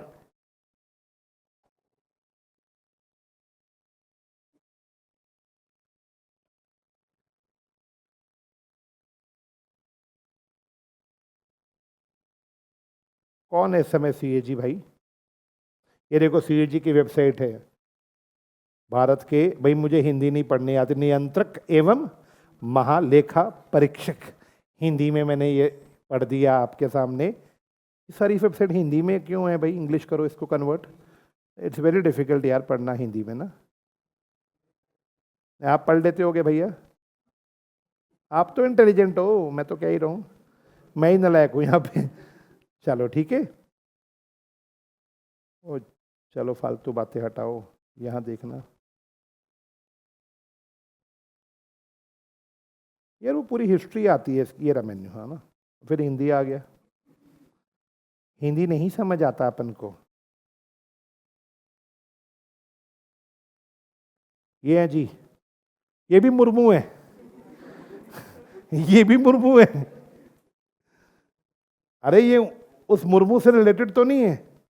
पता नहीं भाई, मुझे नहीं पता, मैं तो पहली बार पढ़ रहा हूं मुर्मू है। हाँ, ये गिरीश चंद्र मुर्मू है। कोई भी नहीं है, वो अकेली हैं। ये मासी मूसी के होंगे उनके। ओके, मजाक अपनी। अबे अरे भैया, इनकी पढ़ाई तो पढ़ो, देखो। मेरा doubt, Murmu ji first lieutenant governor general थे union territory of Jammu and. अच्छा जी, उससे पहले गवर्नमेंट के लिए बहुत काम किए, secretary to the government of expenditure थे, यानी एक आईएएस ऑफिसर बोलूंगा मैं इनको। डिपार्टमेंट ऑफ रेवेन्यू इनके पास था, आईआरएस ऑफिसर होंगे, या आईएएस या आईआरएस ऑफिसर होंगे। वाइड एक्सपीरियंस था इनके पास एडमिनिस्ट्रेटिव एंड इकोनॉमिक। ये पोस्ट ग्रेजुएट है पॉलिटिकल साइंस स्ट्रीम। उसके बाद एमबीए डिग्री भी है इनके पास बर्मिंगम से। ओए अबे तो बर्मिंगम हो आया भैया ये तो। हाँ, ये आईएएस सर्विस, देखो मैंने कहा था ना आईएएस है, गुजरात कैडर 1985 बैच, ये एक आईएएस है। क्लियर? ये प्रेजेंट सीएजी हैं इंडिया के। नाम मत लर्न करना, हर 5 साल बाद चेंज हो जाते हैं, 5 साल का टेन्योर होता है इनका भी। मेरा डाउट, मैं तो नाम नहीं याद कर पाता क्योंकि नाम चेंज हो जाते हैं। हाँ जी, बट ये आपको याद है हमारे देश में एक गवर्नमेंट स्कैम हुआ था, शायद नाम सुना हो, 2G स्कैम। वो किसने पकड़ा था? सीएजी ने पकड़ा था। गवर्नमेंट सेक्टर के ऑडिट कौन करता है? सारे सीएजी। मेरा सवाल, यहाँ पे पुराना नाम देखना, पुराने सीएजी की डिटेल आएगी। विनोद राय थे उस समय के सीएजी 2010 में। उन्होंने गवर्नमेंट का जितने सरकारी स्कैम पकड़े ना, वो विनोद राय ने पकड़े। भाई साहब बड़ा ईमानदार सीएजी था, मतलब मैंने अपने इतिहास में ऐसा सीएजी पहली बार देखा। उससे पहले और उसके बाद किसी सीएजी ने कभी कोई फ्रॉड ही नहीं पकड़ा। अब होते नहीं है फ्रॉड, या वो मुझे नहीं पता, मैं इसमें कंट्रोवर्सी पे नहीं जाऊंगा। आपको मैं कुछ फ्रॉड्स के नाम बता दो। फॉडर स्कैम सुना था? फॉडर चारा घोटाला जो लालू प्रसाद यादव ने किया। कॉमनवेल्थ गेम पे जो शीला दीक्षित ने स्कैम किया। ये जो क्या नाम है 2G स्कैम जो राजू ने उसने किया था यार, साउथ वो जो था ए राजा। हाँ, ये सारे स्कैम किसने पकड़े? विनोद राय जी ने, जो सीएजी थे उस समय। Such an honest person. जब रिटायर हुए ना विनोद राय, हमारे देश का एक रूल है, सीएजी एक्ट में हम पढ़ते हैं कि सीएजी रिटायर होने के बाद इंडिया में कोई गवर्नमेंट पोस्ट पे काम नहीं करेगा। विनोद राय जी ने भी वो रूल फॉलो किया, गवर्नमेंट पोस्ट पे काम नहीं करा उन्होंने किसी। उन्हें यूएसए में एक ऑफर आ गया, यूएसए से, वहाँ के ऑडिट हेड, ऑडिट डिपार्टमेंट का हेड बनाने का ऑफर था। ही जॉइंड दैट। अब वो इंडिया से जा चुके हैं। मतलब हमें ऐसे ऑडिटर्स की जरूरत है देश के लिए। हमें सीएजी भी ईमानदार हो इनका। मेरा डाउट इसमें ना एक कुछ लिख, अगर हम ध्यान से पढ़े ना, यहाँ पे आपको देखने को मिलेगा कि देखो आप देखो, आप मुझसे पूछते हो सर प्रैक्टिकल नॉलेज चाहिए ऑडिट के बारे में, ये चीजें पढ़ो। सरकारी फाइल्स आप खोल सकते हो, ईयर वाइज ऑडिट रिपोर्ट दिख रहा है ये लिंक, ये देखो, ये पूरा इन्होंने बता रखा है कि किस किस का क्या क्या ऑडिट हुआ, कब कितने ऑडिट हम लोगों ने किए। आपको ऑडिट दिवस, दुनिया भर की चीजें हैं यहाँ पे, आप अगर खोलोगे तो आपको कुछ गवर्नमेंट के बारे में काफी कुछ पढ़ने को मिलेगा। हाँ जी,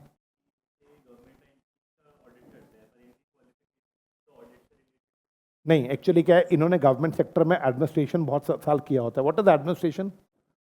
सारा एडमिनिस्ट्रेशन में अकाउंटिंग भी आती है, इन्हें गवर्नमेंट सेक्टर के अकाउंट्स की पूरी नॉलेज होती है, क्योंकि एडमिनिस्ट्रेशन हेड होते हैं ये। अब एक आईएएस ऑफिसर होना मान लो आप, तो आपके अंडर अकाउंट्स डिपार्टमेंट होगा, आप अकाउंट्स डिपार्टमेंट की फाइल्स रेगुलर बेसिस पे देखा करोगे। और मेरा डाउट, सीएजी ने खुद थोड़ी ना बेटा अकाउंट्स बनाने हैं, बात समझना, इसके पास अपनी बहुत बड़ी टीम है। मैंने क्या बोला था, वो कौन है? वो गवर्नमेंट ऑडिटर्स हैं। वो लोग आईएएस ऑफिसर्स नहीं होते, वो सिर्फ वो सीए नहीं होते, वो गवर्नमेंट ऑडिटर्स हैं। उन्होंने गवर्नमेंट के कुछ एग्जाम पास किए होते हैं और उनको ऑडिट की काफी अच्छी नॉलेज होती है। ऑडिट तो वो लोग करते हैं, ये तो ओवरऑल सिर्फ साइन करते हैं, रिपोर्ट्स बनाते हैं। हाँ जी, मेरा डाउट, किसी के पास कोई और सवाल सीएजी को लेकर?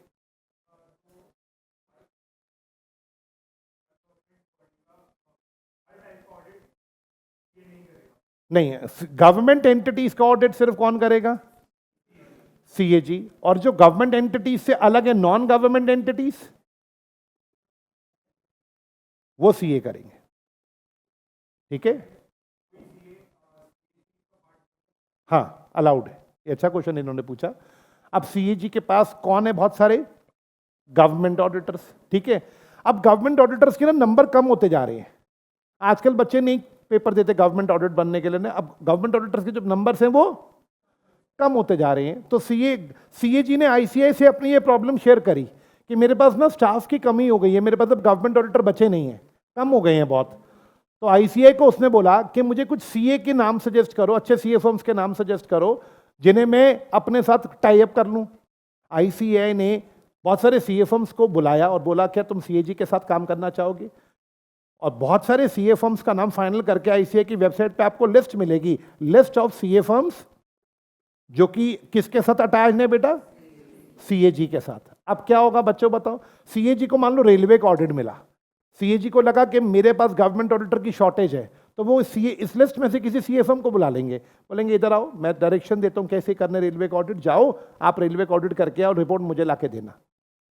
अब उसके साथ हो सकता है किसी गवर्नमेंट ऑडिटर को भेज दें, क्योंकि सीए को रेलवे की ज्यादा अच्छी नॉलेज नहीं होगी, तो हो सकता है साथ में किसी गवर्नमेंट ऑडिटर को भेज दें। हाँ, दी है, प्रैक्टिकल बात है, this is a real example. Actually नए लॉ में लिखा नहीं है, कंपनी एक्ट 2013 में लिखा नहीं है, बट पुराने लॉ में ये लैंग्वेज थी कि in case number of these government auditors fall short, then CA institute recommend करेगा। और प्रैक्टिस आप वेबसाइट आईसीए की वेबसाइट पे चेक कर लेना, वहां पे है, ये लिंक है। हाँ जी, हाँ करती होंगी, मुझे नहीं आइडिया। हाँ करती होंगी, मैं तो मना नहीं कर रहा। वो फिर इस लिस्ट में उनका नाम होगा, इस लिस्ट में नाम है, बहुत सारे हैं यहाँ पे। सरस्वती विहार में एक सीए फर्म है, मैंने, मेरे को नाम नहीं पता उसका, मैं नाम नहीं पता, मैंने लोकेशन समझा दिया, तो सरस्वती विहार मेन पे ही है उन, वो एक सीए फर्म है, उसके बाद बहुत सारी गवर्नमेंट एंटिटीज का ऑडिट है। मेरे को तो 2010 में एक बच्चा बोला, मैं ऐसे पढ़ा रहा जैसे आपने एक सवाल उठाया, कहता सर सुप्रीम कोर्ट का ऑडिट सीए कर सकता है। मैंने तो एक बार ब्लंटली बोल दिया, मैंने सुप्रीम कोर्ट का सीए कहाँ से कर रहा है? कहता है मेरा फर्म कर रहा है, मेरा फर्म कर रहा है सुप्रीम कोर्ट का ऑडिट, मैं जाता हूं सर सुप्रीम कोर्ट में ऑडिट करने के लिए। फिर मैंने कहा बेटा वो ये वाला ऑप्शन है, आप एक बार अपना चेक करना अपनी सीएजी की वेबसाइट पे, सीएजी की वेबसाइट पे देख लो या आईसीए की वेबसाइट पे देख लो, आपका फर्म अटैच्ड है किसके साथ? सीएजी के साथ। ठीक है, और कोई doubt? Can we proceed? CAG पे कुछ नहीं पूछना तो आगे बढ़ते हैं। अब आगे बढ़ते हैं, अपॉइंटेड बाय पार्टनर्स, जरा पढ़िएगा। पार्टनरशिप फर्म में कौन अपॉइंट करता है ऑडिटर्स को?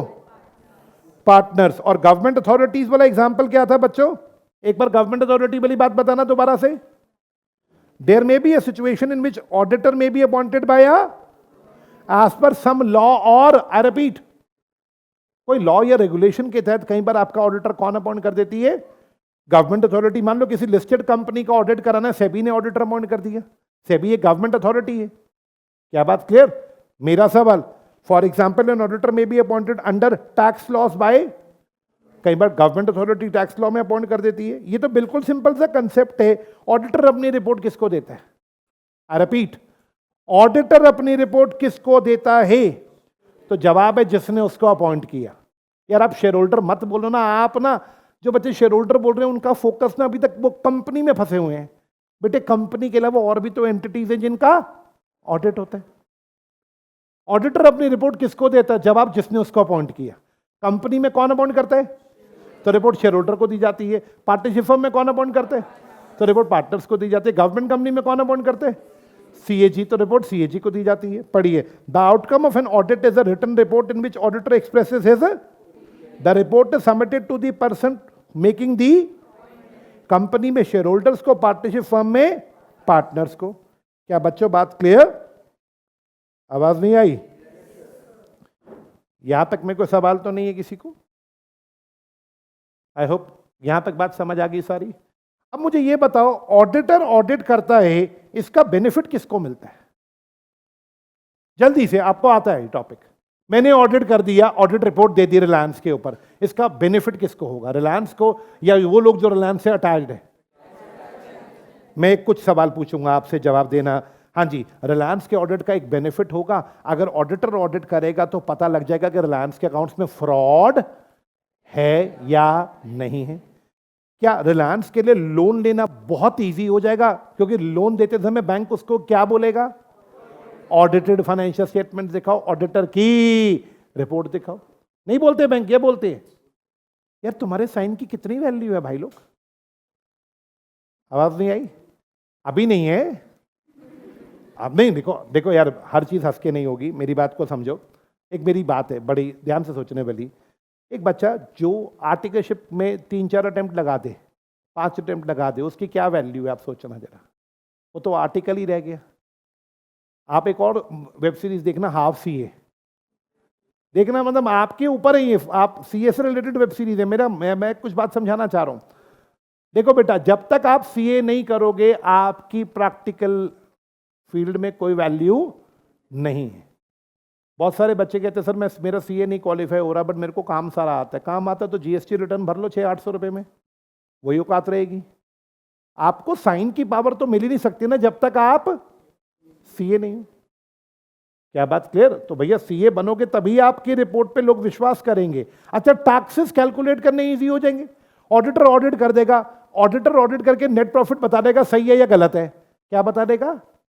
नेट प्रॉफिट जो पीएनएल वाला है वो सही है या गलत है, ऑडिटर बता देगा। उसने टिक मार दिया कि नेट प्रॉफिट ठीक है।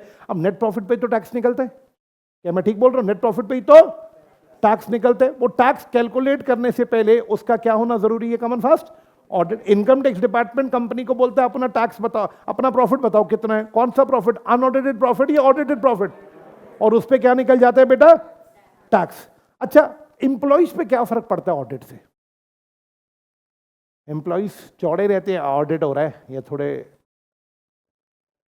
समझ रहे हैं मेरा कहने का मतलब? उनका मोरल चेक हो जाता है। मोरल मतलब क्या वो ऑनेस्ट हैं या बेईमान हैं, ये कौन बता देता है?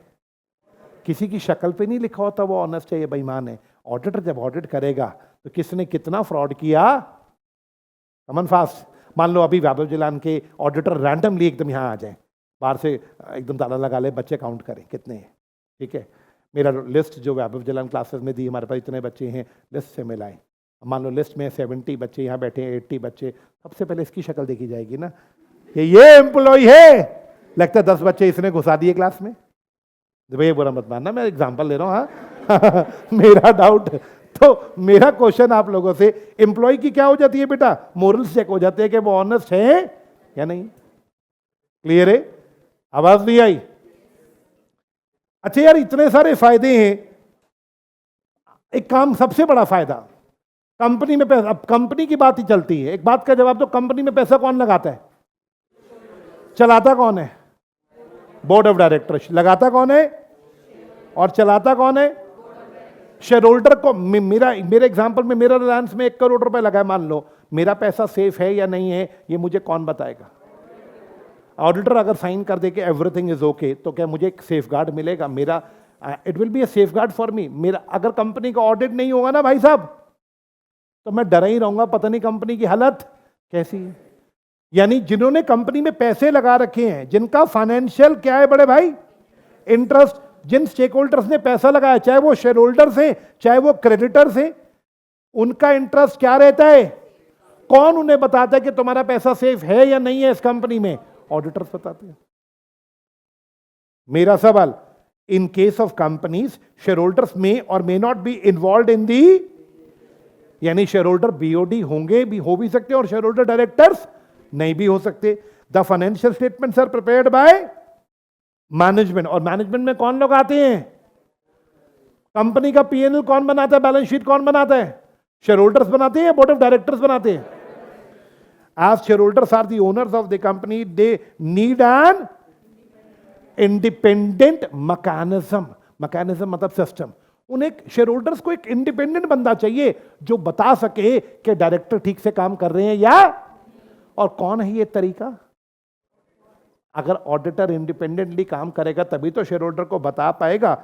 हाँ जी, so that financial statements is qualitative and reliable. सब बच्चे हेल्प करो, फाइनेंशियल स्टेटमेंट रिलायबल कब होगी? क्वालिटेटिव यानी सही क्वालिटी की, और रिलायबिलिटी उसमें कब होगी? जब वो सच्ची से बनी, उसमें कुछ गलत काम नहीं है। कौन बताएगा कि फाइनेंशियल स्टेटमेंट रिलायबल है या अनरिलायबल है? हेंस देयर इंटरेस्ट इज, किसका इंटरेस्ट सेफगार्डेड रहता है? स्टेक होल्डर्स का। स्टेक होल्डर में शेयर होल्डर्स भी आएंगे, क्रेडिटर्स भी आएंगे, सब लोग आएंगे। And audit act as a from committing for the fear of being discovered by auditor. Employees में डर होगा कि अगर फ्रॉड किया ना तो पकड़े जाएंगे, फियर रहेगा ना मन में कि पकड़े जाएंगे। आप आर्टिकल हो ऑडिट पे, प्रैक्टिकल लाइफ में ऑडिट करने से ये नहीं जाते, वो किसको भेजते हैं? अब एक आर्टिकल के रूप में मैं आपको बता रहा हूं, जो आप हरकतें करोगे समझना। एक एम्प्लॉइज ने ना फ्रॉड कर रखा है कंपनी में, सेल्स ओवरस्टेटेड है 20 करोड़ रुपए से। अब आप में से 2-4 खाओ पियो आर्टिकल चले गए वहां पे, आपने पकड़ लिया फ्रॉड है। अब वो कहेंगे सर खाने में क्या खाओगे बताओ, क्या मंगाएं सर? सर खिला, आपको इतना खिला पिला देंगे, आपकी इतनी इज्जत कर देंगे, सर छोड़ो ना कल देख लेना सर। ये अगले दिन फिर 2-3 दिन आपकी इतनी सेवा कर देंगे कि आप टिक मार दोगे, चल ठीक है मेरा डॉट। ऐसे काम मत करना articles. You have to be very strict with the, repeat, किसके साथ स्ट्रिक्ट होना है? अब अगर स्ट्रिक्ट हो गए तो फेवर नहीं मिलेगा। खाना अपना ही खाओ लगा के, अपने घर से रोटी लेके जाओ खाओ। See I was the internal auditor of Dabur industries. Dabur का इंटरनल ऑडिटर था मेरा। मैं बहुत स्ट्रिक्ट था, लेकिन मेरे खानदान ने जब तक मैं डाबर में था कभी च्यवनप्राश नहीं खरीदा बाजार से। मैं तो स्ट्रिक्ट था मैं तो स्ट्रिक्ट था। अब वो मेरा फेवर करते थे तो मैं क्या करूं? मैं जब भी जाता था गाड़ी लेके जाता था मैं, वो मेरी गाड़ी में 2-3 पेटियां डाल देते थे डाबर च्यवनप्राश की, शहद की। मैं मना भी करता था रहने दो, कहते नहीं सर ऑडिटर साहब हो आप हमारे, आप लेके जाओ। मैं मना करता था, आप मेरी भावनाएं समझना, मैं मना करता था, लेकिन वो इसका बदले में मैं उनको कुछ देता नहीं था। हाँ थोड़ा बहुत तो उनको टाइम दे देता था। मान लो जैसे उनके अकाउंट्स कंप्लीट नहीं है तो मैं उन्हें डांट नहीं लगाता था, मैं कहता था चलो मैं थोड़ा सा टाइम दे रहा हूं, अपने अकाउंट्स टाइम पे कंप्लीट करो।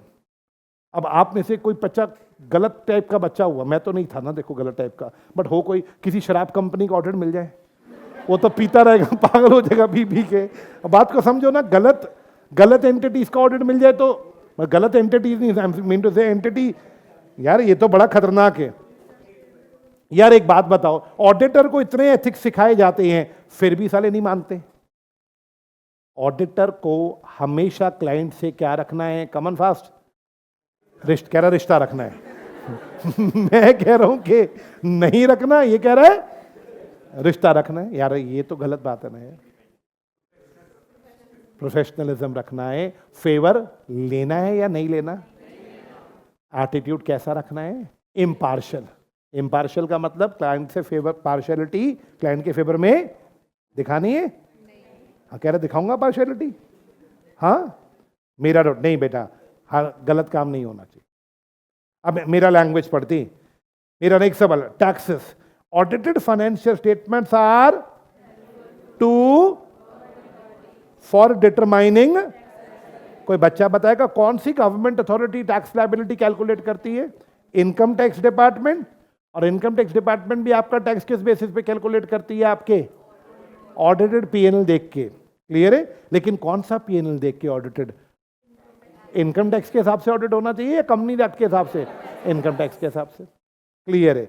Useful for taking audited financial statements can be relied upon by lenders, जो लोन देते हैं, bankers, for making their credit decision के लोन देना है या ये भी क्या देखते हैं भाई? Audited accounts. मेरा डाउट। उसके बाद an audit may be also helpful to detect fraud और एरर। आई होप बात समझ आ गया। मेरा लास्ट पॉइंट मैंने अभी छोड़ा, मैंने ये वर्ड सिखाया नहीं अभी आईसीएस, तो अभी ये वाला पॉइंट मैंने छोड़ दिया। क्लियर है? ये वाला एडवांटेज क्या है, कोई बताएगा? ऑडिट हो जाएगा तो फाइनेंशियल स्टेटमेंट्स की रिलायबिलिटी कम हो जाएगी या बढ़ जाएगी? Provide high quality, common fast. कौन सी इंफॉर्मेशन की बात चल रही? मान लो ऑडिटर ने कह दिया पीएनएल रिलायबल है, तो पीएनएल की क्वालिटी बढ़ जाएगी। क्या मैं ठीक वर्ड यूज कर रहा हूं? रिलायबल माना जाएगा, हर कोई उसके ऊपर विश्वास करेगा। Audited accounts provide high quality, common fast. It gives confidence to user that information on which they are is a qualitative है, गलत नहीं है, quality अच्छी है, and it is outcome of an carried out by auditing standards recognized.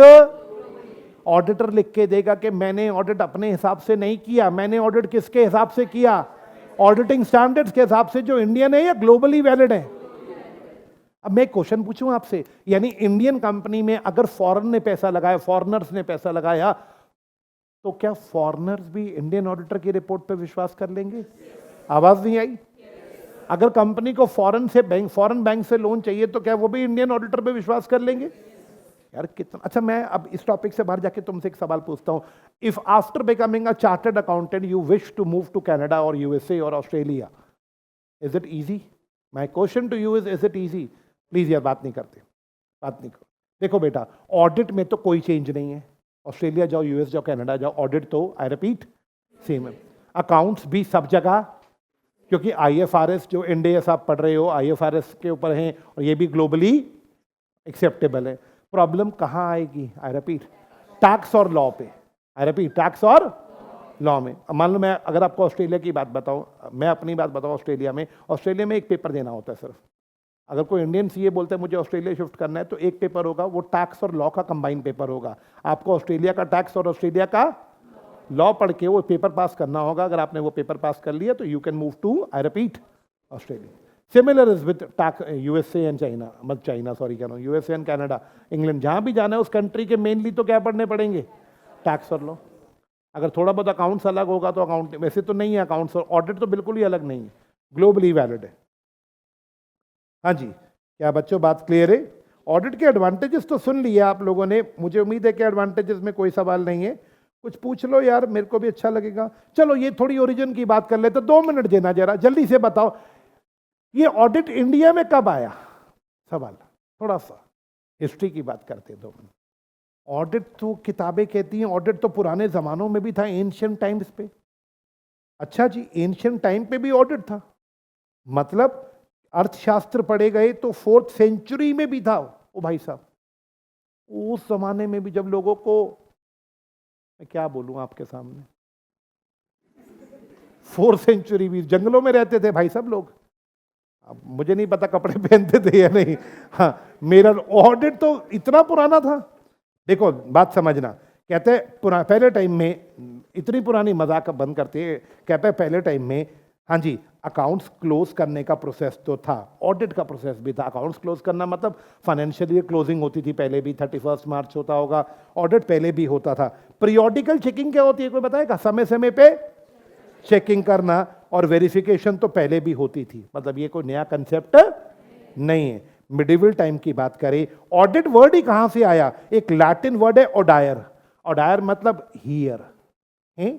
Audit कहां से derive हुआ? Latin word O'Dwyer से। ओडायर का मतलब, ये क्या कंसेप्ट है सर? पहले जमाने में ऑडिटर बोलते थे और सब उनकी बात को, मतलब पहले जैसे आज तो पीएनएल बना के ऑडिटर पेश कर देते हैं ना, पहले they used to read it, कि हमने ऑडिट किया, हमारे हिसाब से सब कुछ सही है। जब वो ऑडिटर बोलते थे तो सब लोग उनकी बात को सुना करते। देखो यहाँ पे लिखा है, मिडिवल टाइम्स में auditor used to be hear the accounts read out to them to the check that employees were not. अब यहाँ पे लेके अकाउंट्स उनके सामने रीड आउट किए जाते थे, ऑडिटर सुनता था, फिर ऑडिटर बताता था कि आपके अकाउंट सही हैं या नहीं। हेयरिंग पे चलता था। क्यों? मुझे लगता है देखने में दिक्कत थी क्या भाई, पुराना जमाना था, ऐसे चलता था। लेकिन मेरा सवाल, अब अगर इंडस्ट्रियल रेवोल्यूशन की बात करें तो इंडिया में जब यूरोप में जब इंडस्ट्रियल रेवोल्यूशन हुआ तो ऑडिटर की डिमांड बढ़ी। यार इंडस्ट्रीज बढ़ती गई तो, आई रिपीट, जब इंडस्ट्रीज बढ़ेंगी तो ऑडिट की डिमांड भी तो बढ़ेगी। मेरा डाउट, अगर हम हिस्ट्री की बात करें तो इंडिया में पहला journal of first auditor general of India, जिसे हम सीएजी बोलते हैं, ब्रिटिश इंडिया में, वो कब अपॉइंट हो गया था हमारे इंडिया में? 1860 में। 1860 में फर्स्ट सीएजी हमारे देश में आ गया था। क्या मैं बोल सकता हूं ये ऑडिट और अकाउंट्स दोनों काम करता था? मेरा डाउट। उसके बाद 1949 में तो क्या बन गया था बेटा, बताओ? CA institute. अब यहां पे मेरे मन में एक सवाल है, 1949 में सीए इंस्टीट्यूट बना, हाँ, थोड़ा थोड़ा हिसाब करते हैं। आज कंपनीज एक्ट 2013 है ना? इससे पहले बस ये 1913 पे ब्रेक मारो एक मिनट। अकाउंट्स का ऑडिट की बात तो इस लॉ में लिखा था कि ऑडिट होगा। किसमें लिखा था? Companies act 1913। ऑडिट तो 1913 से शुरू हो गए थे इंडिया की कंपनीज के लिए, या हो सकता है उससे भी पहले हुए हो, बट आईसीएआई तो 1949 में आया। तो इस बीच में ऑडिट किसने किया? एक आवाज आई लॉयर्स ने करा, एक आवाज आई एडवोकेट्स ने करा, सीएजी ने करा, एक लोग कहते हैं। थोड़ा सा हिस्ट्री पढ़ना, मैं आइडिया दे रहा हूं। इस दौरान हमारे देश में अलग अलग एजेंसीज थी। जैसे बॉम्बे में एक बड़ी पॉपुलर एजेंसी हुआ करती थी जो बच्चों को पेपर लेती थी और एग्जाम लेने के बाद सर्टिफिकेट दिया करती थी कि आप एलिजिबल हो क्या करने के लिए। डिग्री नहीं देती थी आपको, आपको सिर्फ एक सर्टिफिकेट मिलता था। आपके पास अगर वो सर्टिफिकेट होता था तो आप ऑडिट कर सकते थे। लॉ में लैंग्वेज थी, ऑडिट कोई भी कर सकता है जो होल्डर ऑफ अ सर्टिफिकेट है, जिसके पास वो, आई रिपीट, सर्टिफिकेट है। बॉम्बे में, पर्टिकुलरली बॉम्बे में मिलता था वो सर्टिफिकेट, वहां जाना पड़ता था, कुछ एग्जाम देने पड़ते थे और वो सर्टिफिकेट मिलता था। जिसके पास भी वो, उसे पब्लिक अकाउंटेंट बोला जाता था। पब्लिक, वो ऑडिट किया करते थे पहले। मेरा डाउट, उनके पास सर्टिफिकेट था ऑडिट करने के लिए। क्या ये एडवोकेट्स थे? मुझे नहीं पता ये एडवोकेट्स थे, हो सकता है पैरेलली इनके पास लॉ की डिग्री भी हो, बट ये बोलना कि ये सिर्फ एडवोकेट्स थे, ये तो इनको बकायदा सर्टिफिकेट लेना पड़ता था बॉम्बे जाके, और भी कुछ इंस्टीट्यूट्स जो थे। अब सवाल आया, ये लोग ऑडिट करते थे, कब तक चला ये चीजें?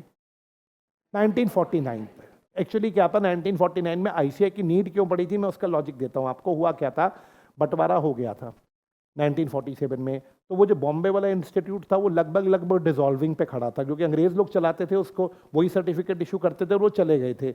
अब यहाँ पे एक सवाल उठा के या तो उस इंस्टीट्यूट को कंटिन्यू किया जाए या कोई सेपरेट इंस्टीट्यूट बनाया जाए।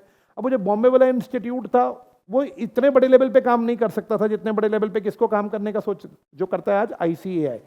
तो गवर्नमेंट ने सोचा क्यों ना एक नई एक एंटिटी क्रिएट की जाए। एक लॉ लिखा गया, सीए इंस्टीट्यूट एक्ट 1949। पहले एक एक्ट बनाया गया, पार्लियामेंट से पास कराया गया, उसके बाद उसके तहत एक आईसीएआई नाम की एक संस्था को खड़ा किया गया और एक इंडिपेंडेंट एंटिटी थी जो प्रॉपर एग्जाम लेगी, एग्जाम के बाद बच्चों को सीए का सर्टिफिकेट देगी और फिर लोग प्रैक्टिस करेंगे। गवर्नमेंट की स्कोप बड़ा था, सोच बड़ी थी, तो आईसीएआई को एस्टैब्लिश किया 1949 में। इनका क्या हुआ होगा 1949 में, मेरा डाउट। 1949 में सीए आ गए थे, अब 1950 में सीए आ गया। अब मेरा क्वेश्चन है, अब स्यापा तो अब पड़ा, अब 1950 में ऑडिट किसको मिलेगा? सीए को मिलेगा, क्योंकि सीए आ गया 51 में, मान लो 50 में आ गया, या होल्डर ऑफ अ सर्टिफिकेट को मिलेगा?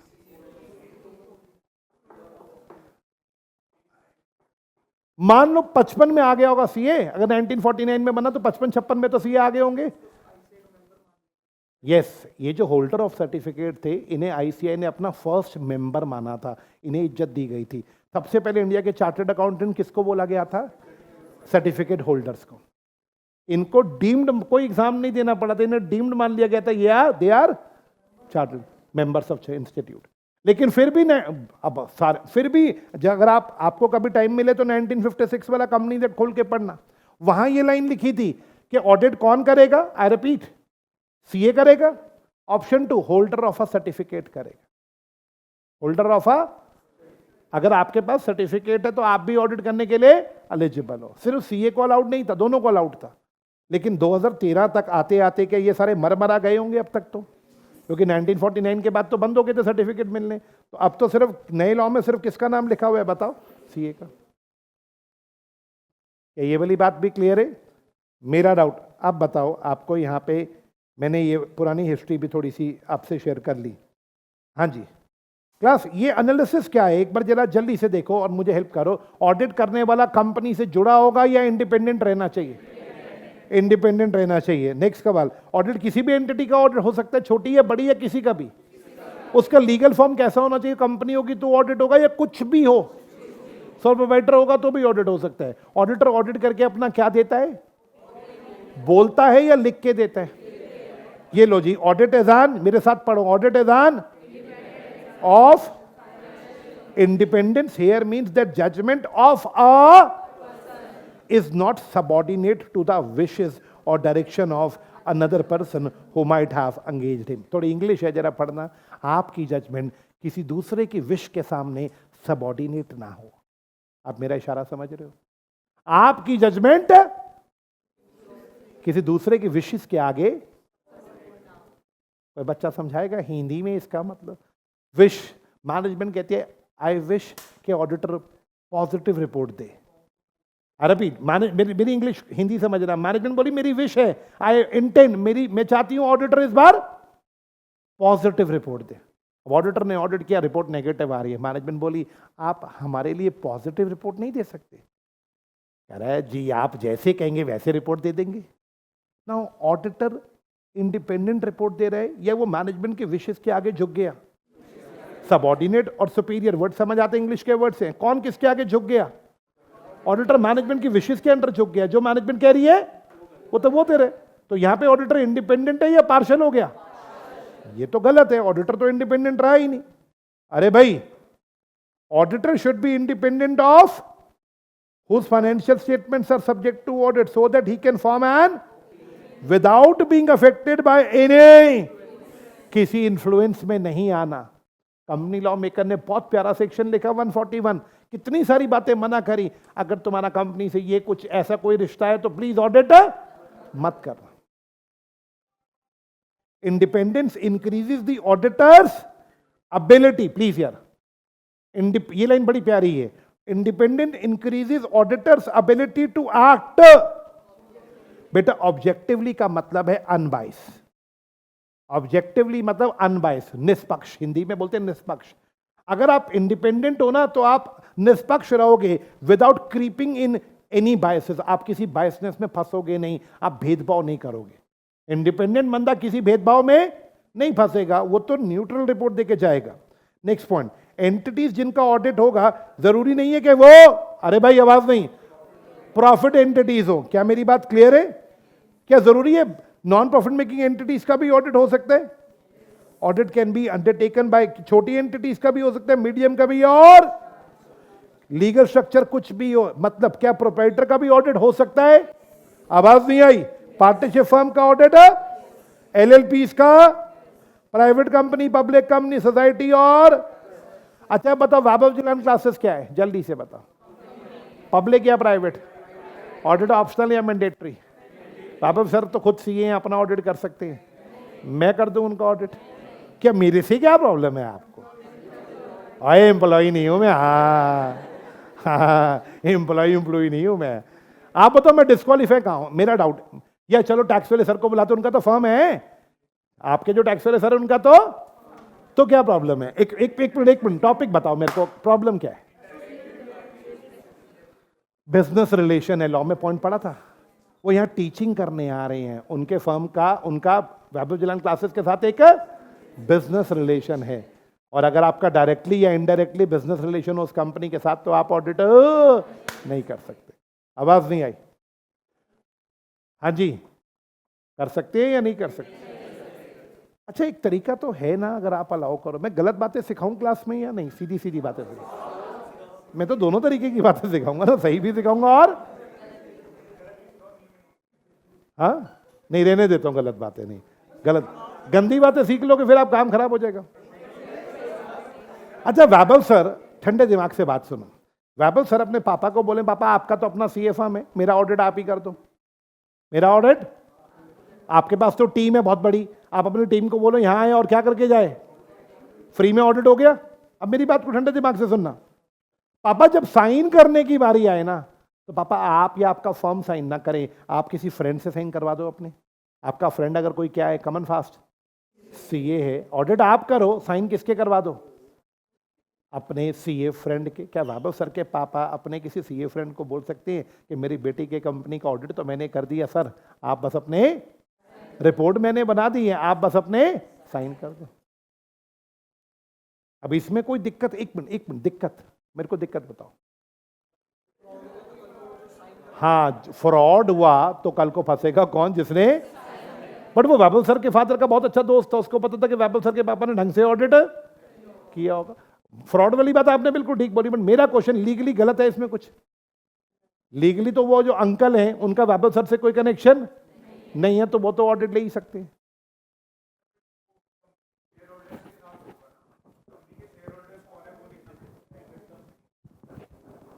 अरे मेरा डाउट, आपका डाउट खत्म हुआ। पापा की फ्रेंड एक सीए है। अब वैभव सर के फादर, यानी वैभव सर डायरेक्टर और वैभव सर के फादर रिलेटिव। वो पॉइंट याद है? रिलेटिव नहीं होने, आपका रिलेटिव डायरेक्ट, वैभव सर का फादर जो है वो उनका बेटा रिलेटिव हो गए, बाप बेटा रिलेटिव हो गए, और रिलेटिव डायरेक्टर है तो आप ऑडिट नहीं कर सकते, यानी वैभव सर के पापा को ऑडिट करना अलाउड नहीं है। बट वैभव सर के पापा का कोई फ्रेंड है, उसका तो कोई वैभव जलन क्लासेस में कोई, आई रिपीट, अगर लिंक नहीं है वो 8-9 पॉइंट में, तो उसे ऑडिट मिल सकता है। क्या बात क्लियर? मेरा डाउट, ऑडिटर ऑडिट करके अपना क्या देता है जल्दी बताओ? ओपिनियन। आवाज नहीं आई? क्या देता है भाई लोग? ओपिनियन। हाँ जी, तो ये तो तरीका है ऑडिट करने का, लोग करते हैं ऐसा काम, अपने बंदों से ऑडिट करा लेते हैं, लेकिन साइन किसी और से करा लो। मेरा डाउट, लेकिन हमने नहीं सीखनी गलत बातें, हम तो हमेशा अच्छे ऑडिटर बनेंगे, ऑनेस्ट ऑडिटर। यार देखो, गलत ऑडिटर बन जाओ, कोई मना ही नहीं है, करो जितना फ्रॉड करना है, सिर्फ इतना बता दो जिस दिन पकड़े गए उस दिन क्या होगा, सोचा है कभी? करो गलत काम, किसी ने मना नहीं किया, लेकिन जिस दिन पकड़े गए उस दिन कुछ नहीं बचेगा। इसलिए मैं तो अपने बच्चों को, मेरे बच्चे यार 2009 से सीए बन रहे हैं, 2009-10 से मैं पढ़ा रहा हूँ, तब से सीए बच्चे बने हैं। 11-12 में, मान लो 12-13 में पहले बार कोई सीए बना होगा जिसको मैंने पढ़ाया, 10 में मैंने फाइनल में बच्चे पढ़ाए, वो सीए 11 में बन गए होंगे। मैंने तो कभी किसी बच्चे के साथ ऐसे नहीं सुना कि सर मैं फंस गया, प्लीज़ हेल्प कर दो, मेरी प्लीज़ हेल्प कर दो, मैं फंस गया, मेरे पे कोई डिसिप्लिनरी कमेटी का कोई एक्शन ले ले। आईसीए के अंदर एक डिसिप्लिनरी कमेटी होती है, अलग अलग कमेटीज़ होती हैं, सर मैं फंस गया। मैंने तो अपने बच्चों को कभी ऐसे संस्कार नहीं दिए कि गलत काम करना है। ईमानदारी से करो, अच्छी पोजीशंस पे जाओ। मेरा डाउट, क्या ये ज़रूरी है कि सीए बन के हम लोग ऑडिट ही करेंगे? मैं पढ़ा रहा हूँ ऑडिट, इसका मतलब ये थोड़ी ना कि हम सीए बन के ऑडिट ही करेंगे। हम किसी कंपनी में जॉब भी तो कर सकते हैं। आपको पता है, हम ऑडिट में बहुत देर से बोल रहे हैं इंडिपेंडेंट ऑडिट होगा, इंडिपेंडेंट ऑडिट होगा, यही बोल रहे हैं ना मेरा। लेकिन इंडिपेंडेंट ऑडिट सिर्फ ये बला होता है जिसको हम बोलते हैं स्टैट्यूटरी ऑडिट, जो हमने पढ़ा है अभी तक। स्टैट्यूटरी ऑडिट, केवल ये ऑडिट क्या होती है बेटा? इंडिपेंडेंट। आपने एक ऑडिट बीच में बोला था इंटरनल ऑडिट, वो इंडिपेंडेंट नहीं होता। इंटरनल ऑडिट कंपनी के एम्प्लॉय भी कर सकते हैं। आई रिपीट, इंटरनल ऑडिट, अगर इंटरनल ऑडिट कंपनी के एम्प्लॉय भी कर सकते हैं तो उसकी रिपोर्ट पे कोई पब्लिक का बंदा रिलाई नहीं करता। सब लोग किसकी रिपोर्ट की वेट करते हैं? स्टैट्यूटरी ऑडिटर की। क्या क्लियर? अब एक बात बताओ, क्या सीए बन के आपको किसी कंपनी में जॉब मिल सकती है एज एन इंटरनल ऑडिटर? आवाज नहीं आई? क्या आप कंपनी के फाइनेंस ऑफिसर या चीफ फाइनेंस ऑफिसर बन सकते हो? फाइनेंस हेड बन सकते हो? भैया आप सिर्फ ऑडिट मत सोचो ना, ऑडिट के अलावा और भी तो बहुत डेजिग्नेशन है। ऑडिटर तो कंपनी से आउट होगा ना, एक्सटर्नल होगा, बट बहुत सारे सीए क्या उन कंपनियों में जॉब कर रहे होते हैं किसी ना किसी बड़ी पोजीशन पे। तो आपका इंटरेस्ट कहाँ पे है? अगर आपको ऑडिट करना है तो ऑडिट फील्ड पकड़ना, ऑडिट नहीं करना, मान लो कंपनी में टिक के बैठना, 2-4 लाख रुपए पर मंथ सैलरी हो, बहुत है, सफिशिएंट अपने लिए, you can work with any good company as an employ in that company.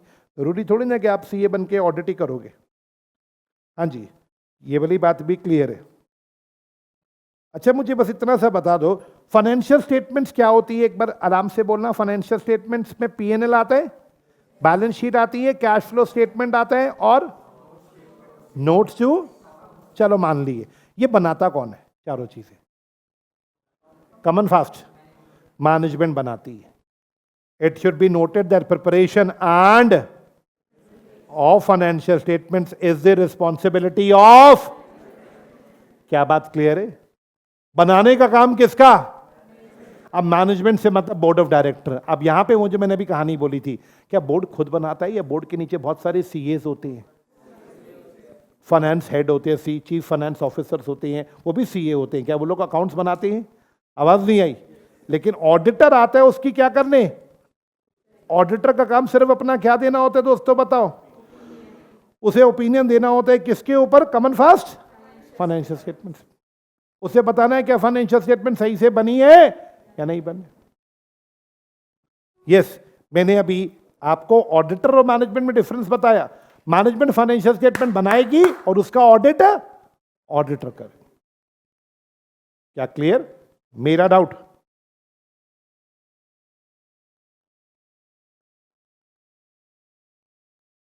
अच्छा, एक बात और है मेरी, जब सीए बन के ऑडिट ही करना है, जब सीए बन के ऑडिट ही करना है, तो फिर maths, stats, law, accounts, eco, FM, cost, इतना कुछ क्यों पढ़ाया जा रहा है? Very good. इन्होंने बोला अकाउंट समझने के लिए ये चीजें, तो क्या मैं बोल सकता हूं ऑडिट करने के लिए आपको बहुत सारे सब्जेक्ट्स की, आई रिपीट, नॉलेज होनी चाहिए। ऑडिट करने के लिए बहुत सारे सब्जेक्ट्स की, आई रिपीट, नॉलेज होनी चाहिए। Class, audit is an interdisciplinary in nature. What is interdisciplinary?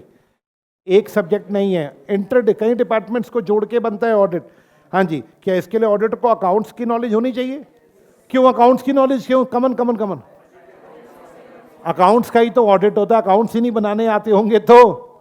अच्छा, लॉ आना चाहिए, ऑफ कोर्स लॉ ही तो कहता है ऑडिट कराने को, तो लॉ पढ़ना तो। अच्छा, बिहेवियरल साइंस, बिहेवियरल साइंस मतलब लोगों का बिहेवियर कैसा है, हम सब में होती है ये आर्ट, किसी का बिहेवियर समझना कि ये बंदा कैसा है, उससे थोड़ी सी बात करते हैं तो आइडिया लग जाता है ना कि ये पर्सन कैसा है।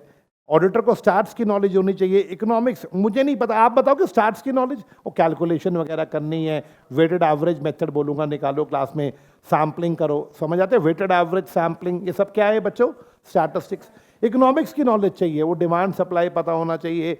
मेरा डाउट, फाइनेंशियल मैनेजमेंट, एफएम के कुछ टूल्स होते हैं, आप एफएम में पढ़ोगे, इन सब की नॉलेज तो उसको चाहिए ही चाहिए। आई रिपीट बच्चे, अब यहां पे एक एक करके सब्जेक्ट शुरू हो जाते हैं। जैसे सबसे पहला सब्जेक्ट कौन सा है बच्चों? अकाउंट्स। ऑडिटर को फाइनेंशियल स्टेटमेंट्स की बहुत अच्छी नॉलेज होनी चाहिए, उसे सारे accounting principles, what is accounting principle, accounting standards की अच्छी खासी। भाई कोई ऐसा है जो कह रहा है मुझे अकाउंटिंग स्टैंडर्ड समझ ही नहीं आते, बेड़ा गर्क है तेरा। तो अगर अकाउंटिंग स्टैंडर्ड समझ नहीं आते तो उनकी कंप्लायंस कैसे चेक करेगा कि वो फॉलो हुए या? अकाउंटिंग स्टैंडर्ड तो फंडामेंटल है ऑडिटर को आने। क्या लॉ की भी बहुत अच्छी नॉलेज चाहिए? सिर्फ लॉ की या टैक्स की भी? अच्छा, मैं बोलूं टैक्स चेक करो ठीक से दिए या नहीं, अब तुम कहो सर ये पढ़ रहे हैं समझ ही नहीं आ रहा, सीजीएसटी क्या है, एसजीएसटी क्या है, समझ ही नहीं आ रहा, तो चेक कैसे करें?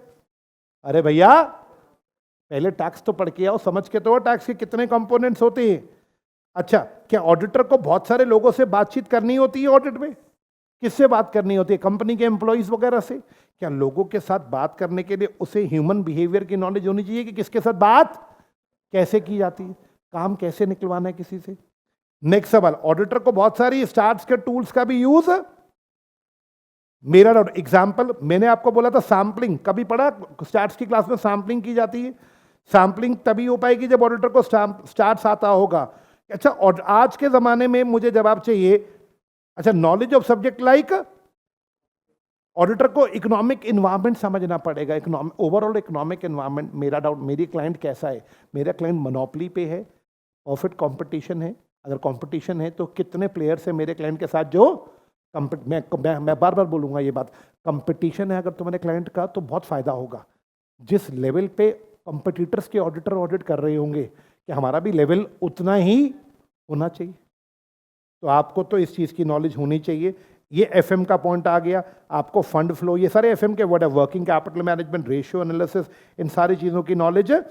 इसके अलावा आपको फाइनेंशियल मार्केट्स की नॉलेज होनी चाहिए। I repeat, what is financial markets? Financial market, money market, बैंकों से लोन, सिर्फ बैंक लोन नहीं देते, बैंकों के अलावा के बहुत सारे फाइनेंशियल इंस्टीट्यूशंस भी हैं जो लोन देती है। ऑडिटर को पता होना चाहिए कहाँ कहाँ से लोन मिल जाएंगे। ईडीपी, ईडीपी की फुल फॉर्म है इलेक्ट्रॉनिक डेटा प्रोसेसिंग। आज आप मुझे एक बात का जवाब दो, आपको गूगल के ऑडिट पे भेज दो, आप तो परेशान हो जाओगे। अगर आपको गूगल के ऑडिट पे भेज दे तो आप दुखी हो जाओगे, क्योंकि आपको उनका आईटी समझ ही नहीं है। उनके तो अकाउंट्स भी सारे कंप्यूटर पे हैं, उनका सारा सिस्टम ही कंप्यूटराइज है, मैनुअल बेसिस पे कुछ वहां पे होता ही नहीं। तो ऐसी एंटिटीज जहां पे सब कुछ ही कंप्यूटराइज, बैंकों में भी आजकल सब कुछ कंप्यूटराइज हो गया। कंप्यूटराइज सिस्टम में ऑडिट करने का एक अलग कंसेप्ट है ईडीपी ऑडिटिंग।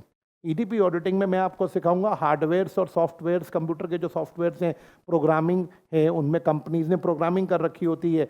भाई एक बात बताओ, बैंक तो प्रोग्राम, मान लो बैंक को 1 करोड़ कस्टमर्स को ब्याज देना है, इधर सोच के बताना मुझे एक बात, बैंक ने 1 करोड़ कस्टमर्स को ब्याज देना है, ट्रेडिशनल अकाउंटिंग नहीं चलती। आज बताओ, क्या बैंक एक बार कमांड देता होगा फॉर्मूला लिख के P/R/T और सबके अकाउंट में, आई रिपीट, इंटरेस्ट चला जाता होगा? क्या ऑडिटर को यही देखना पड़ेगा कि जो कमांड दी गई वो सही है? नहीं?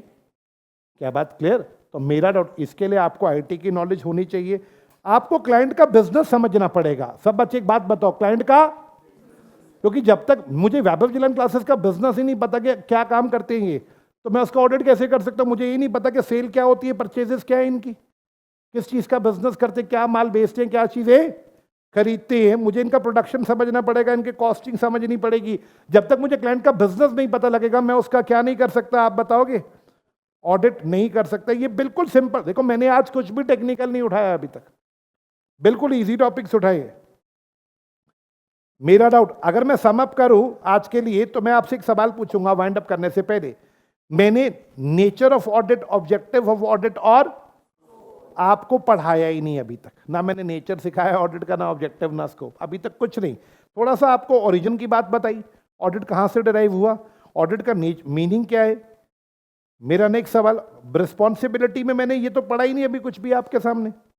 हाँ, ये जरूर पढ़ा और थोड़ा जल्दी जल्दी पढ़ा, क्योंकि मुझे इसमें कुछ टेक्निकलिटी समझ नहीं आई। बस इतनी बात समझ आई कि ऑडिट का बाकी सब्जेक्ट के साथ, आई रिपीट, रिलेशन है। ऑब्जेक्टिव हमने नहीं पढ़ा, स्कोप नहीं पढ़ा, काट दिया अभी के लिए। ऑडिट के कुछ बेनिफिट्स पढ़े थे, याद है आपको? जैसे कि ऑडिट किसके लिए जरूरी है? हाई क्वालिटी इंफॉर्मेशन देगा, शेयर होल्डर को बचाएगा, एम्प्लॉइज की औकात बताएगा, टैक्सेस और लोन्स निकालने में इजी हो जाएगा, फ्रॉड ढूंढ के बताएगा। लास्ट पॉइंट नहीं पढ़ाया। ऑडिट कुछ के लिए मैंडेटरी है, कुछ के लिए। कौन अपॉइंट करता है ऑडिटर्स को? अलग अलग लोग हैं। कंपनीज के केस में कौन अपॉइंट करते हैं? गवर्नमेंट कंपनीज में। नेक्स्ट सवाल, पार्टनरशिप फर्म में ऑडिटर्स कौन अपॉइंट करते हैं? और कुछ केसेस में गवर्नमेंट अथॉरिटीज भी अपॉइंट करती है। ऑडिटर अपनी रिपोर्ट किसको देता है? जिसको क्या किया जाता है बड़े भाई? क्या ये वाली बात क्लियर है? आपने कुछ पूछना है तो आप पूछ लो भाई लोग, मैं तो वेट कर रहा हूं। हाँ जी, आपने कुछ पूछना है तो आप पूछ लो पहले। क्या बोलने वाला था यार मैं? चलो आईसीआई से मिलके आते हैं, 2 मिनट।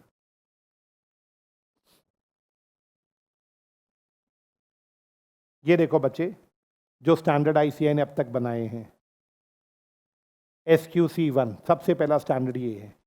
क्या होता है मैंने अभी नहीं बताया। उसके बाद 100 से 199 जो स्टैंडर्ड बनेंगे ये इंट्रोडक्टरी होंगे, अभी नहीं बने, क्योंकि वहाँ से अभी आए नहीं है। कहाँ से नहीं आए बताओगे? आईएफएससी ने भेजे नहीं है अभी। क्या क्लियर है? 200 से 299 ये सीरीज हमने बनाई है, 200 to 299 ये इंटरनेशनल सीरीज है। क्या बात क्लियर? ऐसे 200 से स्टार्ट होता है ऑब्जेक्टिव ऑफ ऑडिट, 210, 220। सर 10-10 का गैप रखा गया है। तो इसका लॉजिक सिर्फ ये था कि जैसे 200 नंबर में ऑब्जेक्टिव लिख दिया, अब कल को ऑब्जेक्टिव से रिलेटेड कुछ और लिखना पड़ गया तो लॉ तो है नहीं कि अमेंडमेंट कर करके 291A 292 करेंगे। इन्होंने नंबरिंग 10-10 का गैप रखा हुआ है, कल को 200 के बाद 201 बनाना पड़ जाए, कोई ऑब्जेक्टिव को लेके कुछ और बनाना पड़ जाए तो गैप दिए है इन्होंने हर के बीच में। 300 की अपनी सीरीज है, 400 500 की सीरीज, 600 की सीरीज, 700 की सीरीज, 800 की सीरीज, उसके बाद 2000 से लेके 2600, फिर 3000 की सीरीज, उसके बाद 4000 की सीरीज। ये किसने बनाए हैं? आई रिपीट सर, हमने कितने पढ़ने हैं? मेरे हिसाब से इसका आधा पढ़ना है आपने, जितने मैंने बोर्ड पे देखा है। मैंने गिने नहीं है बेटा, लेकिन लगभग लगभग इसके 20-22 तो आपने मिनिमम पढ़ने ही पढ़ने हैं। हाँ जी, देखो मैं एक स्टैंडर्ड अगर आपके सामने खोलता हूं, मान लो 210 खोला मैंने आपके सामने, देखिए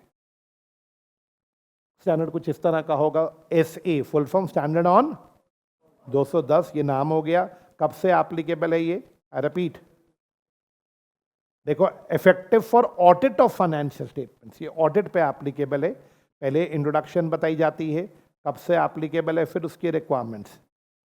देखो ये लाइन पढ़ो, ये चीज आपको जरा समझाने की कोशिश करी मैंने। मटेरियल टू IS से 210। व्हाट इज IS से 210?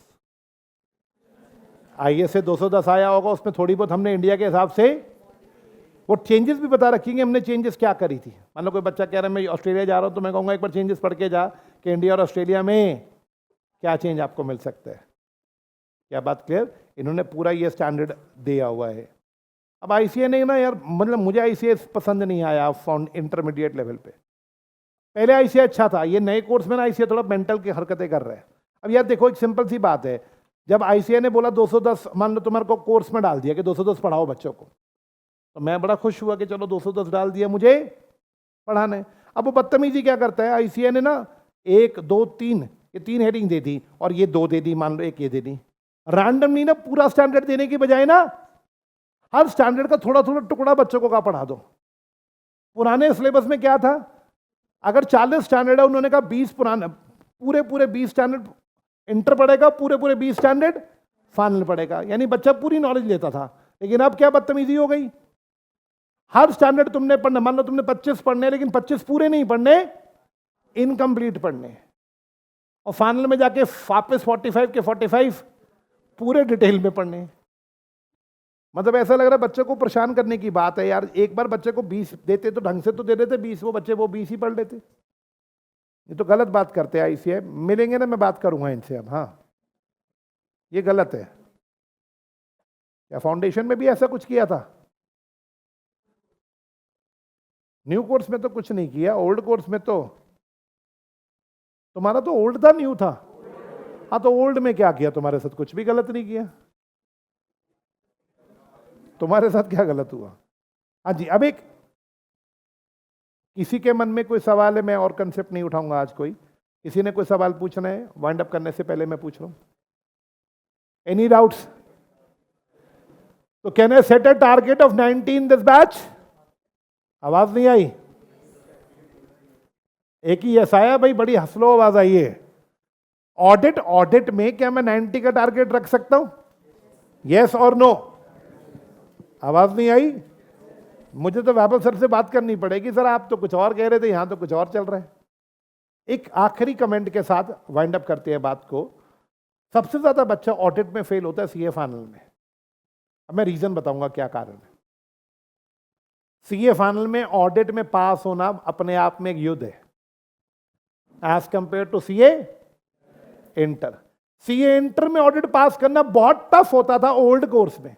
ओल्ड कोर्स मतलब मैं ओल्ड की बात कर रहा हूं 15 से पहले, 15-16 से पहले। वो प्रॉब्लम क्या थी जो आज CA फाइनल में प्रॉब्लम है, वो पहले CA इंटर में थी। प्रॉब्लम सुनना क्या है। क्या होता है, बच्चे ने इंटर पास किया और बच्चा किस पे चला गया? अब आर्टिकलशिप पे ऑडिट किए, एग्री। अब वो 2 साल में ना, 2-2.5 साल में ना ऑडिट सीख जाता है सारे, कैसे ऑडिट होते हैं। अब जब CA फाइनल का ऑडिट आता है ना, कहता है ये क्या है, ये क्या लिखा हुआ है, मुझे पता कैसे करते हैं, प्रैक्टिकल पता है। समझना बात, मुझे प्रैक्टिकल पता है। बात तो सही कह रहा है, उसको प्रैक्टिकल पता है, लेकिन वो ये भूल गया कि पेपर में प्रैक्टिकल नहीं चलता। अब मान लो क्वेश्चन आ जाता है, आप बैंक ऑडिट कैसे करेंगे? एक बैंक है, PSU बैंक है, आपको बैंक ऑफ या केनरा बैंक का ऑडिट मिला, केनरा बैंक में ऑडिट कैसे करेंगे? अब इंस्टीट्यूट ने 18 पॉइंट दे रखे हैं किताब में कि इसके हिसाब से ऑडिट होगा, ये पॉइंट्स है। नहीं नहीं नहीं, मैं 24 सिखाऊंगा, आपको बताऊंगा, और एक से एक बढ़िया, बच्चा सही, सारे सही लिखेगा, जो जो उसने रियल लाइफ में किया वो सारा लिख देगा। अपनी तरफ से तो बच्चे ने गलत किया या सही किया, लेकिन नंबर में सच बता रहा हूं, मैंने पेपर देखे 0, क्योंकि उसका एक भी पॉइंट उन 18 पॉइंट्स के साथ मैच नहीं हो रहा। रियल लाइफ चलती है जनरली एक्सेप्टेड ऑडिटिंग प्रिंसिपल से। What is generally accepted? जो सब लोगों ने एक्सेप्ट कर लिया कि ऑडिट ऐसे ही करना है, लेकिन पेपर में चलती है bookish language. I repeat my words, क्या चलती है? रियल लाइफ में चलते हैं प्रिंसिपल्स जो जनरली एक्सेप्टेड, सब मानते हैं, लेकिन पेपर में नहीं चलते वो प्रिंसिपल्स। ये प्रॉब्लम इंटर में थी। इंटर में आपको शायद याद होगा, पहले ओल्ड कोर्स में ग्रुप 1 के बाद आर्टिकलशिप स्टार्ट हो जाती थी। ग्रुप 1 के बाद आर्टिकलशिप स्टार्ट होती थी, छापा पड़ जाता, ग्रुप 2 बच्चे क्लियर नहीं कर पाते थे। आर्टिकलशिप में सीखा है ऑडिट, क्लास में मुझे कह रहे हो सर एक बात बताऊं, मैं कहा बोल। आप स्कूल का ऑडिट ऐसे सिखा रहे हो, ऐसे नहीं होता, मैं बताता हूं हमने कैसे किया था। मैं कहता हूं यार तू चुप हो जा, तूने जैसे किया होगा पेपर में मत लिख के आई हो, वैसे किताब में जो प्रोसीजर बता रखा है वो फॉलो करना है। वो जिन्होंने बात नहीं मानी वो बेचारे फंस गए बच्चे। अब कई बच्चे मेरे से आर्ग्यूमेंट करते हैं, सर देखिए हमने जो किया बताओ ये गलत है क्या? मैं कहता हूं बेटा गलत नहीं है, लेकिन इंस्टीट्यूट नहीं टॉलरेट करता, उसने जो पॉइंट दे दिए उसको वही चाहिए। क्या क्लियर है? अच्छा, मैंने आपके सामने पढ़ा, मैंने मॉड्यूल पढ़ा है आपके सामने, जो बुक मैंने अभी पढ़ी ये मॉड्यूल ही था। कितना टफ लगी लैंग्वेज? कोई भी टफ नहीं है लैंग्वेज। आपको सिर्फ 3 या 5 क्लासेस लगेंगी इस लैंग्वेज को अडॉप्ट करने में। हाँ, समरी बुक मिलेगी पैरेलली आपको, जहां कुछ टफ लगेगा तो समरी से पढ़ लो। क्लियर? तो लेट्स वाइंड अप टुडे। आपसे अब अगली मुलाकात कब होगी अपनी? कल मिलते हैं। कल से हम अपने फॉर्म में आ जाएंगे। मैं बात करता हूं नोट्स आपको कल ही मिल जाएं, ताकि कल से हम अपनी पढ़ाई ढंग से शुरू कर दें। ठीक है बच्चे, आज के लिए इतने पे स्टॉप करते हैं। By two all, have a nice day.